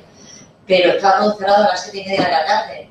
O sea, no pudimos visitar, como bien dice, el centro estaba abierto, el centro de la Semana Santa, y creo que nada más. O sea, no había nada más a las 7:30 o a las 8 de la tarde el domingo del puente del Pilar del Festival del Berrío. Era algo para nosotros como empresa, hemos planteado gestión conjunta y a veces pedimos permiso y nos vemos también que quiero hacer que uno de los, digamos, de los experimentos que hace que esto genere más economía. Tú como empresa, si intentas decir voy a hacer, pues mira qué bien que esto se puede sacar mucho partido al Teatro Medellín, no es el caso, pero ya que está aquí lo pongo. Y dice, vale, pues vamos a hacer una actividad con turistas el martes 25 a las 10 de la mañana. El maremasmo que tienes que montar para saber primero de quién es el espacio, quién lo gestiona, quién te lo cede. Luego lo que sí, hay algunos que ya tienen tasas, no, otros no tienen tasas. Es tremendo y yo creo que eso es una de las cosas que dificulta hacer y sacarle más partido al patrimonio. A nosotros nos ha costado cosas tan simples como una visita a Maltravieso, pues 1 mes y medio o 2 de gestiones, que si tú te dedicas al turismo, pues sabes que a lo mejor un grupo te viene de hoy para mañana. ¿Qué pasa? ¿No lo puedes llevar? Porque, por ejemplo, en el caso de Maltravieso entran 3 administraciones y tienes que pedir un permiso para la parte de fuera y otro permiso para la parte de dentro.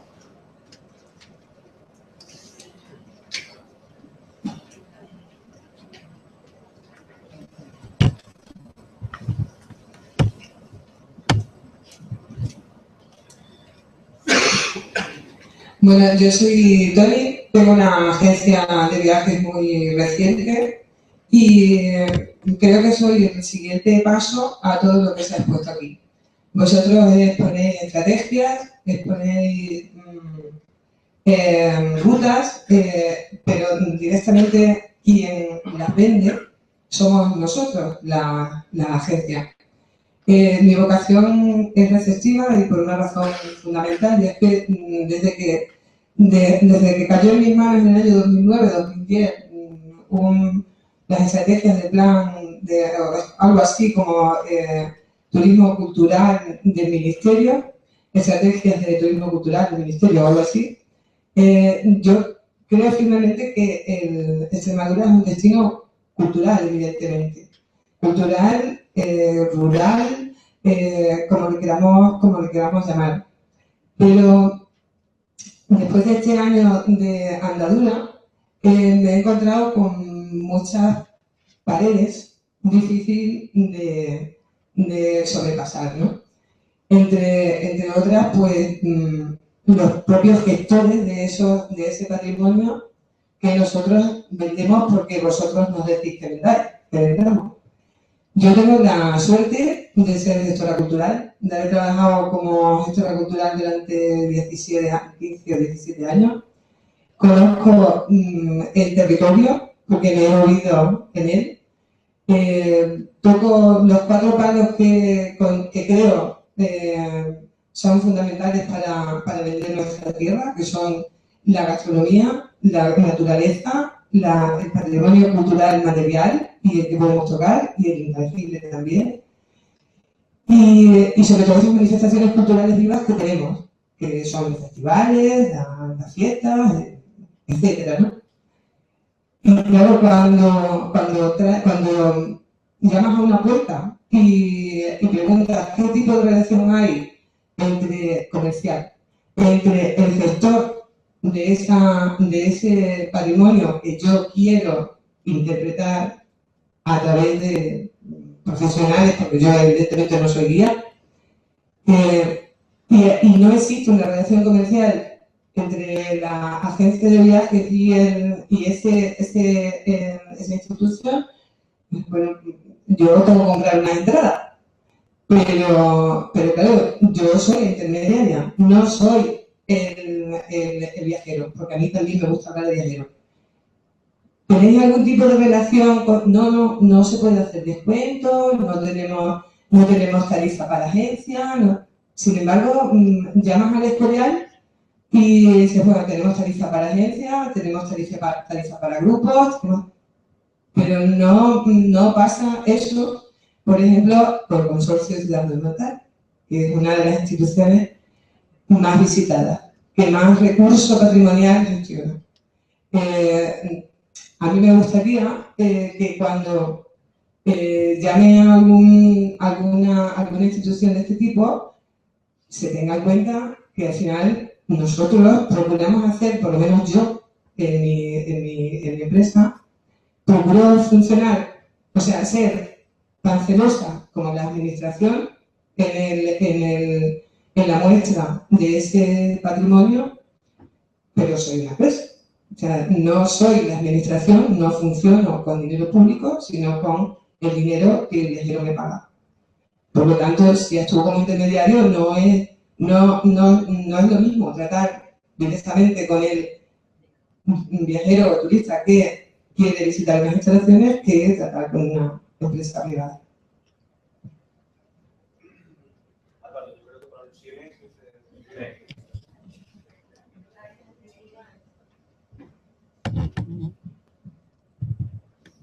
Gracias. Has comentado que el consorcio no hace a vosotros ningún descuento, que nosotros tenemos una tarifa especial exclusivamente para grupos y para agencias de viajes. Perdona, pero... ¿Conmigo? Seguro. Oye. A ver, mira. Bueno, si fue ayer no, pero escucha, mira.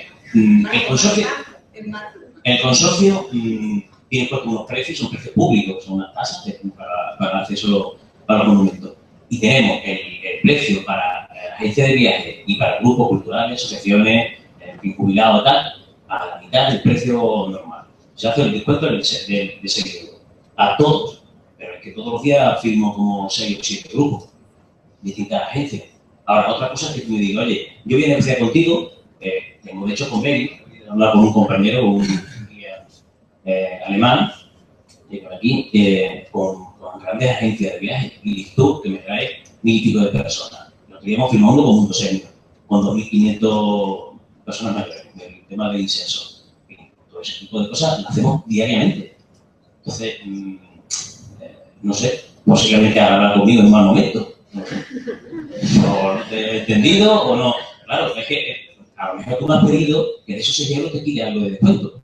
O alguna cosa como que te quiero entender ahora como diciendo que esto es que tienes que ganarte algo, que claro, yo a la agencia de viaje nosotros le hacemos el 6%. O sea, el descuento es el 50% que diga. Son 6 euros para visitar todo Mérida. A partir de ahí, de hecho te voy a poner un caso, mira, en el año 2010, con Mundo Senior, que es una empresa grande a nivel nacional, que gestiona toda esta gente, grupos del incenso, hicimos un convenio, ¿vale? Para que ellos trajeran grupos de personas mayores. Ellos le ponían 7 euros, nosotros le dábamos por 6 euros y ellos ponían 7. La primera vez que tuvimos esa noticia, dejamos de tener eso con ellos. Tú no puedes revender un precio de una entrada, de un monumento. Y nosotros, siendo administración, no podemos permitir que yo te lo venda 6 y tú la revendas 12. No. Nosotros no. Tendréis que darle otro tipo de valor añadido a vuestro servicio o hacer alguna cosa, porque no puedo permitir eso. Entonces, dejamos la relación con Mundo Senior. Ahora le hemos vuelto a retomar de otra forma. Es tipo un convenio bilateral en el cual me garantizan un mínimo de personas y a partir de ahí sí le podemos hacer algún tipo de descuento para el final, como tipo rápido. Pero porque lo hay, hay precios especiales para agencias de viajes. Eso está puesto en la forma de la página web. Perfecto. Te contesto. Ok. Y con respecto a los horarios, los socios de la Ciudad Monumental de Mérida, pues somos de los primeros, creemos que estamos haciendo todo lo posible para que esté el mayor tiempo posible abierto. De hecho, durante 6 meses, desde el 1 de marzo, que cambia el horario, el último fin de semana de marzo hasta la hora de octubre, estamos 12 horas ininterrumpidos abiertos. 12 horas. O sea, nadie puede decir que no sea porque es que llega tarde. Claro, si llego a una 5 de la mañana, no voy a estar abierto. Normal es que esté abierto. museo cerrado, pero al menos tiene los documentos. Y lo de los lunes están los vuestros y los que están declarados de interés nacional, que nos obligan a abrir un día, menos el lunes. Podría, por ejemplo, abrir los lunes. Buenas tardes, yo soy Santiago Cuadrado y quería hacer dos reflexiones que de alguna manera han estado presentes a lo largo de las varias intervenciones que se han ido produciendo aquí. Bueno, yo soy gestor cultural también, me he dedicado a actividades de campo técnico, relacionadas con la cultura y la formación, y luego también he tenido responsabilidades de carácter institucional. En concreto, las reflexiones vienen al hilo de que todas esas estrategias que se nos han definido, sobre todo en la primera mesa, en la mesa de inauguración, por parte de los responsables públicos, a mí me faltan algunos elementos que los quiero poner aquí encima de la mesa. Por una parte es que en estos años también se han ido reduciendo sustancialmente lo que suponen las inversiones en personas, es decir, en esos agentes culturales o turísticos en el territorio. Y me refiero en particular que en estos 3 años hemos visto que se ha reducido o ha desaparecido incluso partidas relacionadas con la contratación para los centros de interpretación de la naturaleza, como por ejemplo, o incluso se han visto bastante afectados todo lo que significa la presencia de agentes dinamizadores en el territorio en temas culturales y turísticos. Entonces, hay algo en esas estrategias que se han definido aquí que me parece que falla en un territorio como el nuestro, que se caracteriza, como todos sabemos, por ser muy amplio y con escasa dotación de profesionales, sobre todo en mi entorno rural. Esa reflexión que hay ahí.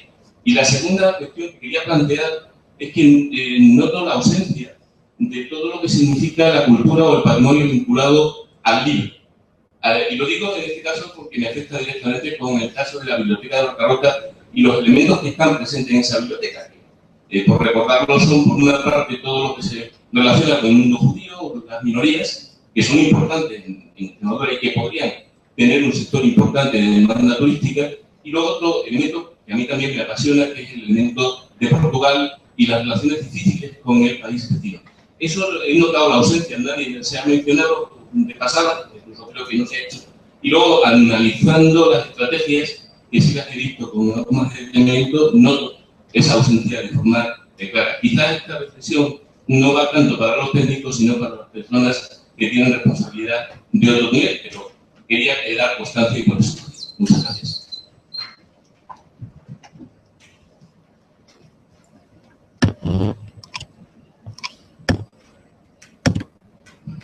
Hola, buenos días. Yo me llamo Juan Pedro Rodríguez Pedezma, soy de Cáceres y soy el eslabón perdido después de las agencias de viaje. Yo soy un guía oficial de la Comunidad Autónoma de Extremadura y soy el que me pateo todos los monumentos de Extremadura y especialmente Mérida, lo conozco a la perfección. Y por eso tengo la experiencia con el turista real de a pie y no solamente con el turista nacional, sino con el turista extranjero, puesto que yo hablo inglés y alemán perfectamente. De hecho, yo soy filólogo germanista. Y hay varias cosas que quisiera decir aquí, unas en relación con lo que ha dicho la primera persona que agarró el micrófono, y es referente a los horarios. Estoy completamente de acuerdo, lo he percibido en mis 12 años que he vivido en Alemania, y que hay unos horarios realmente raros en relación con el resto del mundo, se puede decir, Europa en todo caso, incluso los portugueses tienen unos horarios más europeos que nosotros, y que, bueno, no se puede hacer nada en cuanto a las entidades privadas, los restaurantes, ponen el horario que quieran, las tiendas. Si la tienda que está en la esquina frente al teatro, la tienda de alimentos, tiene muy buenos precios, decide jugar a las 2:30 de la tarde y no abrir hasta las 5, yo no puedo traer y decirle, oye, abre, porque ellos son dueños de hacer lo que quieran. Digo, bueno, es que contratan a más personal para ocupar las horas que las personas que están trabajando allí se van a comer, ganarás el doble. Es que no me interesa ganar el doble. Es que lo que me interesa es cerrar. Ya lo he hecho suficiente. Las entidades públicas, pues, otra cosa. Las públicas ya pueden decidir contratar a más personal para que cuando el personal que está ahí trabajando se pueda ir a hacer turnos, simplemente, con eso ganaríamos. Eso que la afluencia es suficiente en todos los momentos, por lo menos en Peritense, no digamos ya de Cáceres también.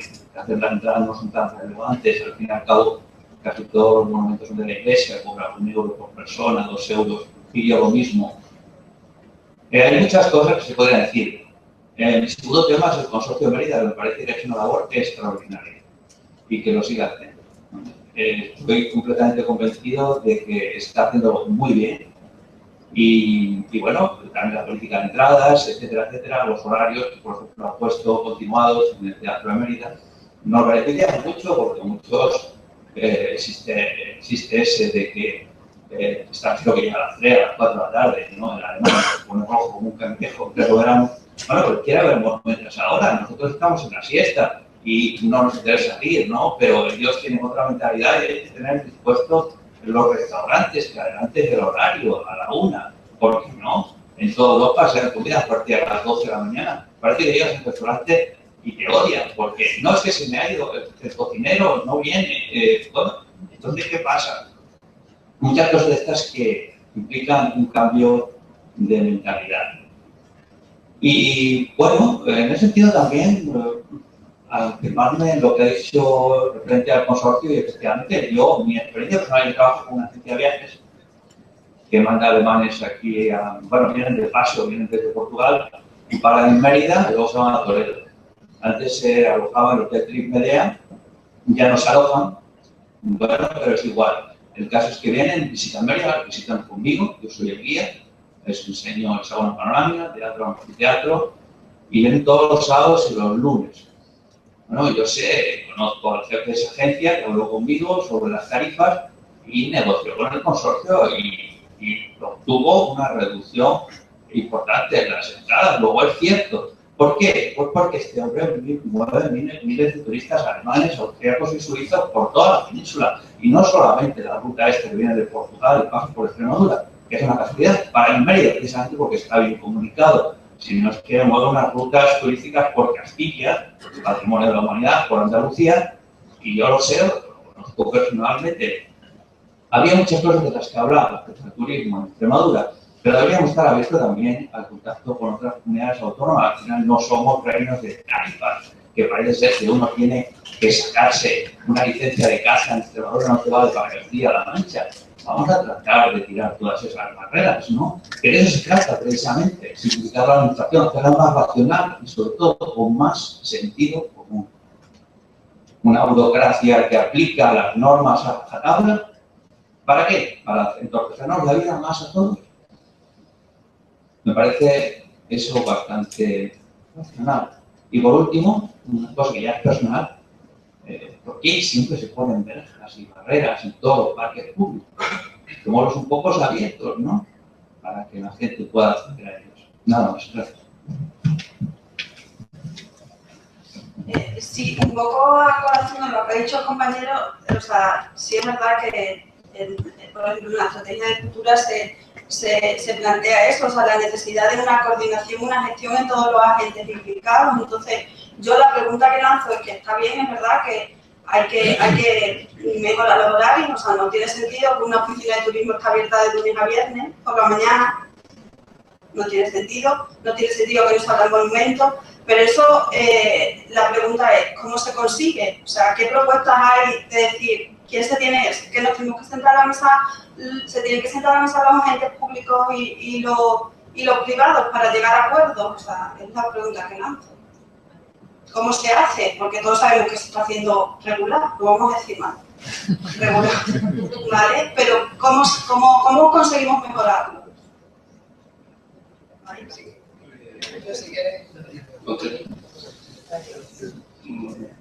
Yo voy a tirar a frío. Yo creo que se consigue, pues, como está en el consorcio. Esto es un tema un poco político, cobrando entrada. Vas a cualquier lado y pagas entrada. Y entre más cara es la entrada, más valoras lo que estás viendo. Eso es un tema, yo no sé, y ahora me lloverán aquí los tomates, como se dice. Pero hay que tomarlo en serio. Llegas a Sicilia y pagas por ver el teatro de Siracusa, de la máquina, de esto, ¿sabes? Y al final te has gastado unos 50 €. Pero es que no se te ocurre de tocar algo que tú ves, aunque sea, como estaba en el teatro de Siracusa, una línea de palos de eucalipto atada con una cuerdecita. No te sueltas palabras. A ver si voy a hablar aquí y me va a cortar la plata roja. Creo que hay que tomar a lo mejor la conciencia, sobre todo en este tipo de crisis, de rentabilizar el patrimonio. Esa generación de recursos, pues en Medellín, como en el caso de lo que estoy yo hablando, en este caso, había una chica de turismo, solo se enseñaba el castillo. Claro, si ponemos el teatro y ponemos el centro museográfico abierto, aún así, ahora hay la chica de turismo que paga la oficina, también hay que decirlo, la Dirección General de Turismo, financia a esa persona, pero después el ayuntamiento, con esos recursos itinerarios de los 3 euros que cobra por ver el centro museográfico y el teatro, y los 2 euros que cobra por ver el castillo, él obtiene una serie de recursos para pagar la luz, la electricidad, la limpieza, el mantenimiento de esos edificios que estén llenos de hierba, y sobre todo ha conseguido tener a otras 2 personas que dan apoyo. Aún así, los lunes sí que están cerrados, los martes por la mañana están cerrados. Ahora mismo, cuando estamos trabajando allí, pues si llega una persona de Valencia y ha llegado la mujer hasta arriba andando, y ahora no me lo deja abrir, hacemos la vista gorda y digo, no señora, ya que se ha llevado usted la taquicardia, pase usted, aunque no se le cobre. ¿Sabes? Se lo diremos para acercarle, pero bueno, ¿sabe? Hay que atender a una persona que se va con un mal sabor de boca de he hecho tantos kilómetros, me he desviado en mi ruta para ver eso, y estaba cerrado, había gente dentro pero no me dejaron ver nada, y eso nos da una mala fama a la gente que trabaja en el patrimonio muy importante, boca a boca es muy importante. Entonces, en ese sentido, yo creo que hay que cobrar y esos dineros revertirlos como hace el consorcio en esos mantenimientos, en poner más cosas en valor y sobre todo lo que está puesto en valor que no decaiga su estado de conservación y también el atender pues, con unos mínimos criterios de saber idioma, de que llegue un extranjero y no estemos allí mediante señas, sino que la persona que la atiende pues, tenga unos mínimos conocimientos para trasladarle pues, el conocimiento que se ha obtenido en ese plan. Yo quiero hacer una aportación también, que es muy breve. ¿Por qué todo el material que está en las oficinas de turismo y en los centros de interpretación son gratis? Es decir, esos libritos que se puede pagar perfectamente por ellos, ¿por qué son gratis? Si perfectamente el turista que visita y lo va y quiere uno lo paga y está ayudando a financiar que ese centro está abierto. Eso es una de las reflexiones que los empresarios van lanzando hace mucho tiempo, ¿no? Para mantener esos establecimientos cerrados. Y por otro lado, hay alternativas en otros países. Aquí en España cada vez se está viendo más lo que es el turismo social, ¿no?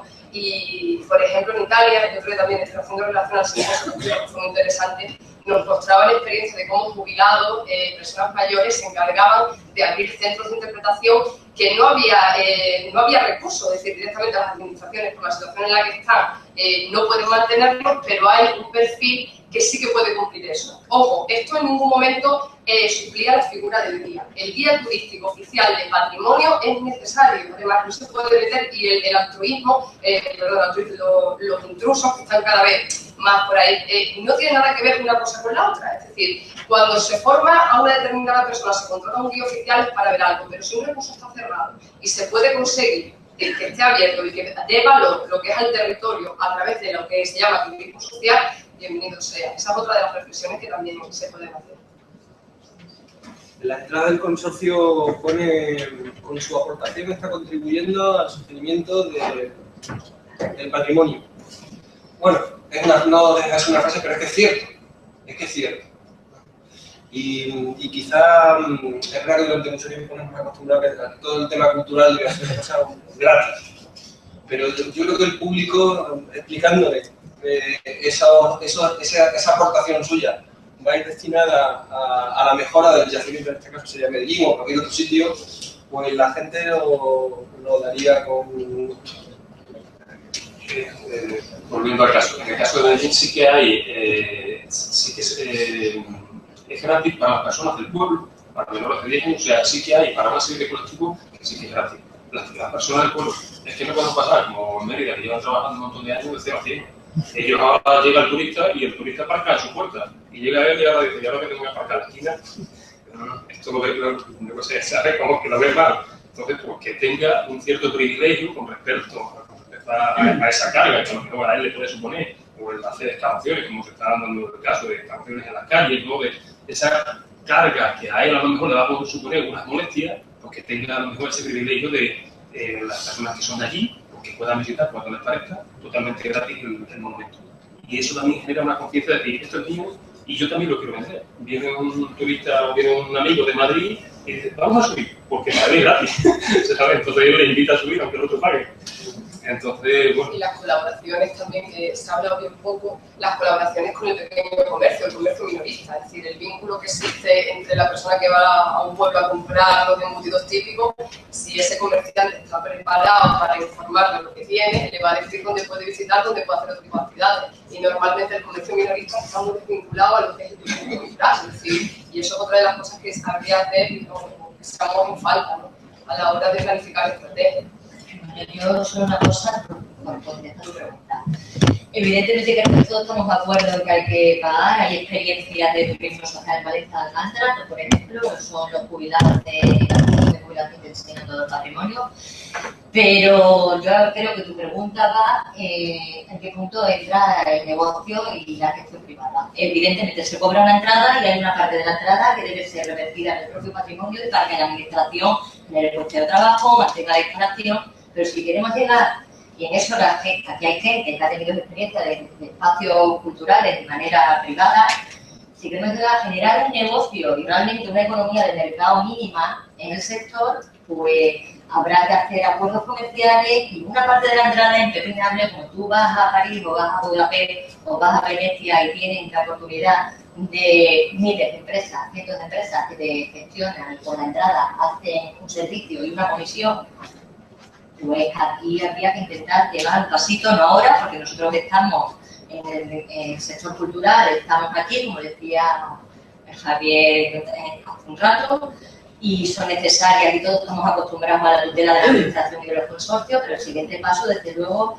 es empezar a ver estos consorcios como una economía de mercado que genere puestos de trabajo, que estos que hablábamos, pues secundarios, empresas que unas hagan contenido, que otras hagan la visita, que otras simplemente comercialicen y tengan su comisión, porque la agencia es verdad, hay un precio para la agencia, pero también para los mil y pico visitantes, pero también para la empresa local que tenga una shipping card porque le dan un euro, ¿entiendes? Porque ese tipo de colaboración es la que creo que todavía deberíamos dar el paso más allá y que realmente genera puestos de trabajo y que puede generar economía, que todavía no estamos preparados, evidentemente. Ya a mí me da mucha pena varias de las iniciativas que había, por ejemplo, privadas solamente de gestión de un espacio cultural, pues en los últimos meses se nos han venido abajo. A mí había alguna cárcel y otra medida que me gustaba mucho, porque a lo mejor ha sido muy pronto para prescindir de esa tutela público-privada, ¿no?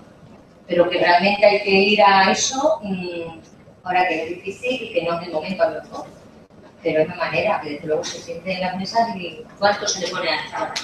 Sobre todo porque en el mercado turístico, como decía, tú al final vas a hablar de operadores, comisiones y cuánto cuesta y cuánto te queda. Y si no, no haces nada. No puedes tener un montón de productos turísticos, puedes tener un montón de sitios que visitar, pero como mucho más general. En el mejor de los casos que con la entrada, que no creo que el consorcio con la entrada pueda llegar a decir, hacer todo lo que podría hacer, mantener la instalación y punto, no genera nada más alrededor. Sí, está claro. Hola, buenas. Me llamo Antonio Galván, soy de Mérida, pero me he pasado muchos años fuera.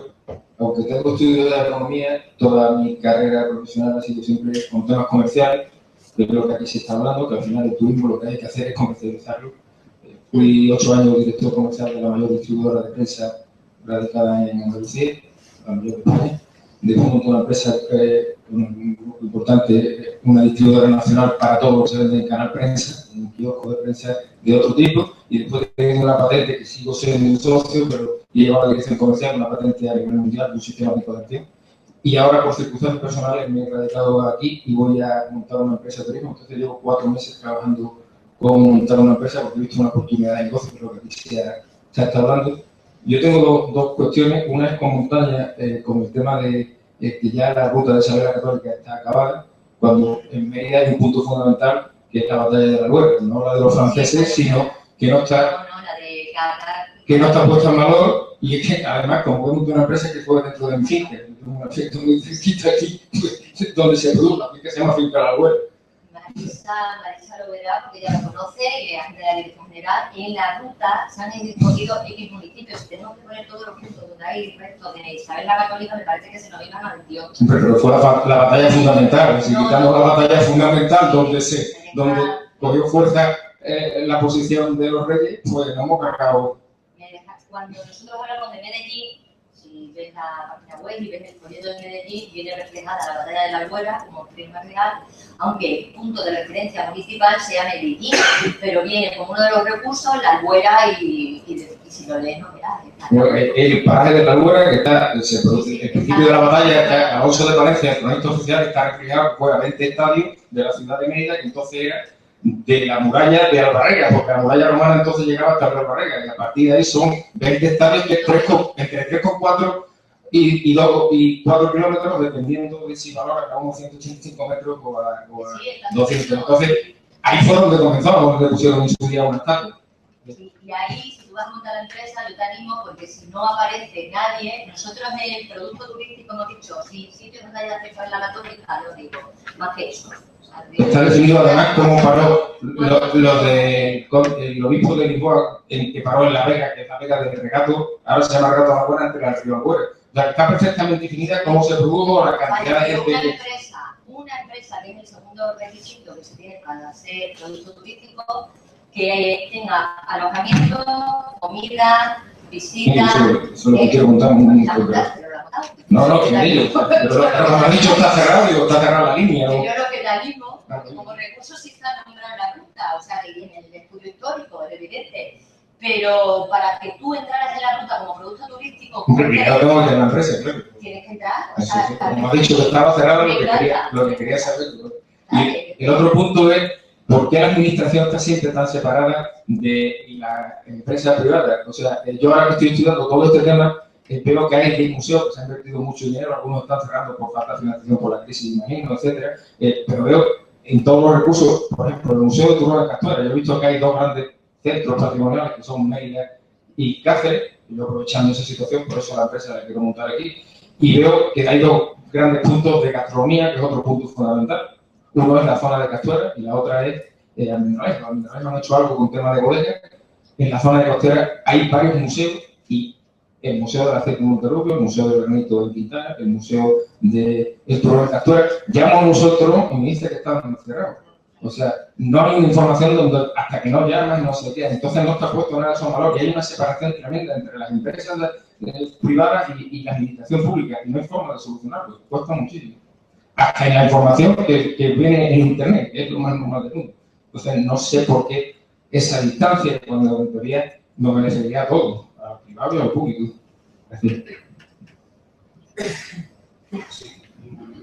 Un apunte solo respecto a la batalla de la Albuera. Efectivamente, muy interesante antes de que se hiciera la serie de Isabel la Católica, porque ahora funcionamos mucho en este país por impulso, ¿no? Se promocionan las cosas y de pronto es muy restrictivo en algo muy... Pero bueno, bienvenido sea si eso atrae público y tiene su interés. Precisamente en esa ruta del agua, los caminos del agua, uno de los puntos era la batalla de la Albuera, explicando la batalla de la Albuera. Mérida tiene otro punto fundamental, que es la Alcazaba, que estuvo sometida a asedio, fue la primera vez que se utilizó la artillería en España, por ejemplo. Bueno, pues, ¿y eso lo ponen en algún sitio? Pues ciertamente no, pero son temáticas que se pueden desarrollar.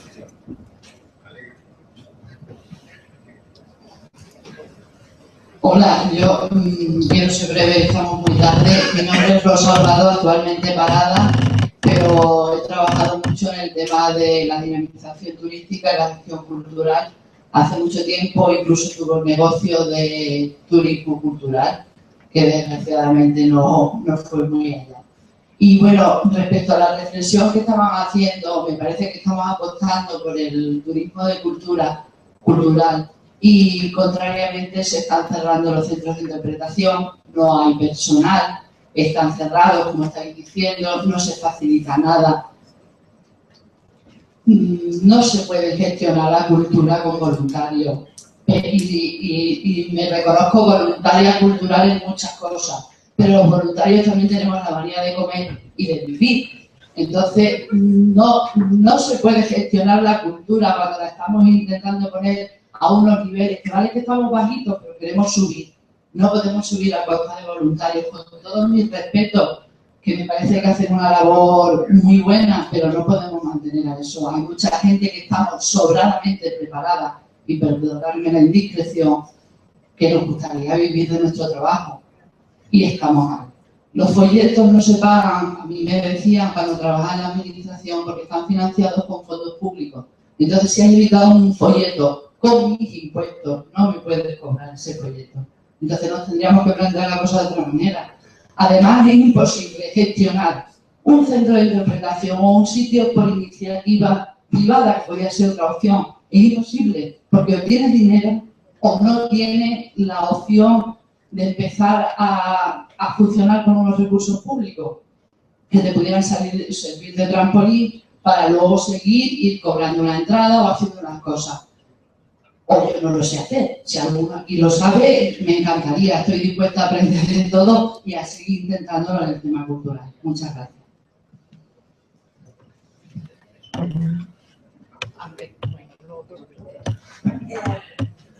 Aunque el tema es interesante, ya se nos ha hecho tarde y vamos a terminar con la última pregunta.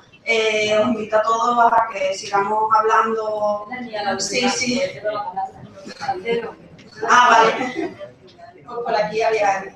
Y nos vamos a hablar del coste del almuerzo y ahí seguimos hablando.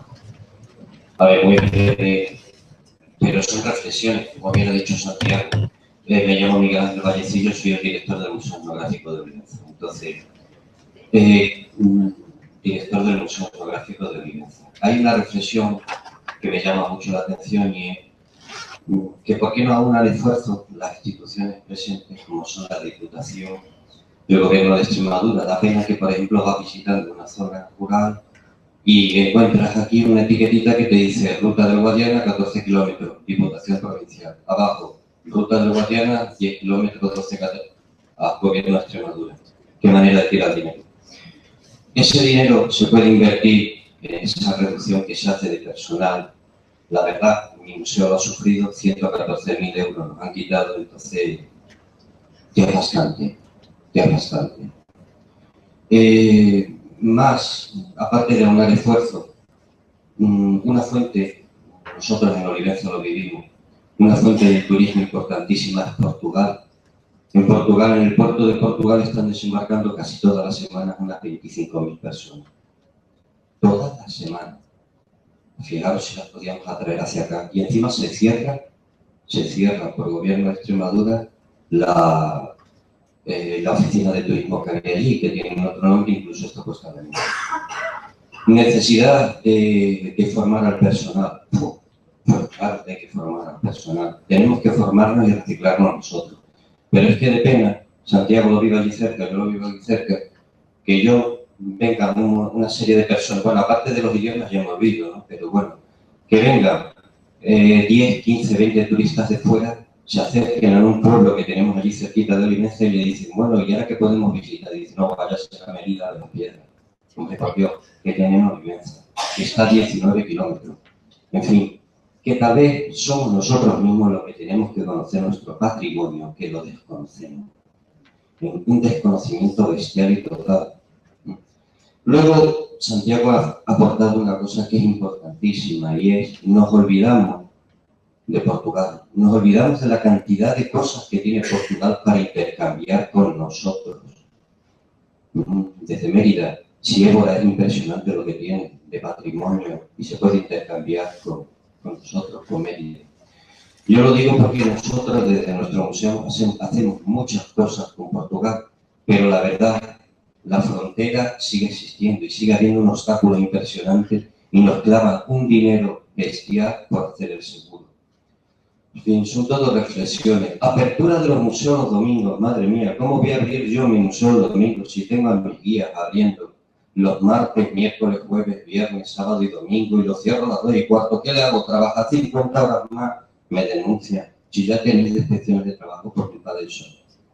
Entonces, que es cierto que se podrían abrir los domingos por la tarde y que se podría abrir el último lunes, puente, claro que se podría ver bien. ¿Pero quién aporta el personal? ¿Quién aporta el personal?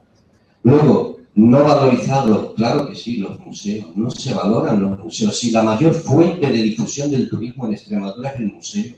A mí, nuestro museo no preguntan por la Oficina de Información y Turismo. El año pasado tuvimos casi 50.000 visitantes y esos visitantes todos se iban de nuestro museo con esa información gratuita que tiene toda la razón del mundo, no se puede vender. Pero no preguntaban por la Oficina de Información y Turismo. Nosotros vendíamos todo prácticamente, el turismo no solamente de Olivenza, de Barcarrota, de Alconchel, de todo el mundo, o sea, de toda la zona nuestra, de la comarca. Y luego, pues, ¿qué deciros? Pues, que hoy día lo que más se está potenciando, bueno, nosotros ahora en octubre prácticamente vamos a batir récord, como se dice, en visitas turísticas, ¿no?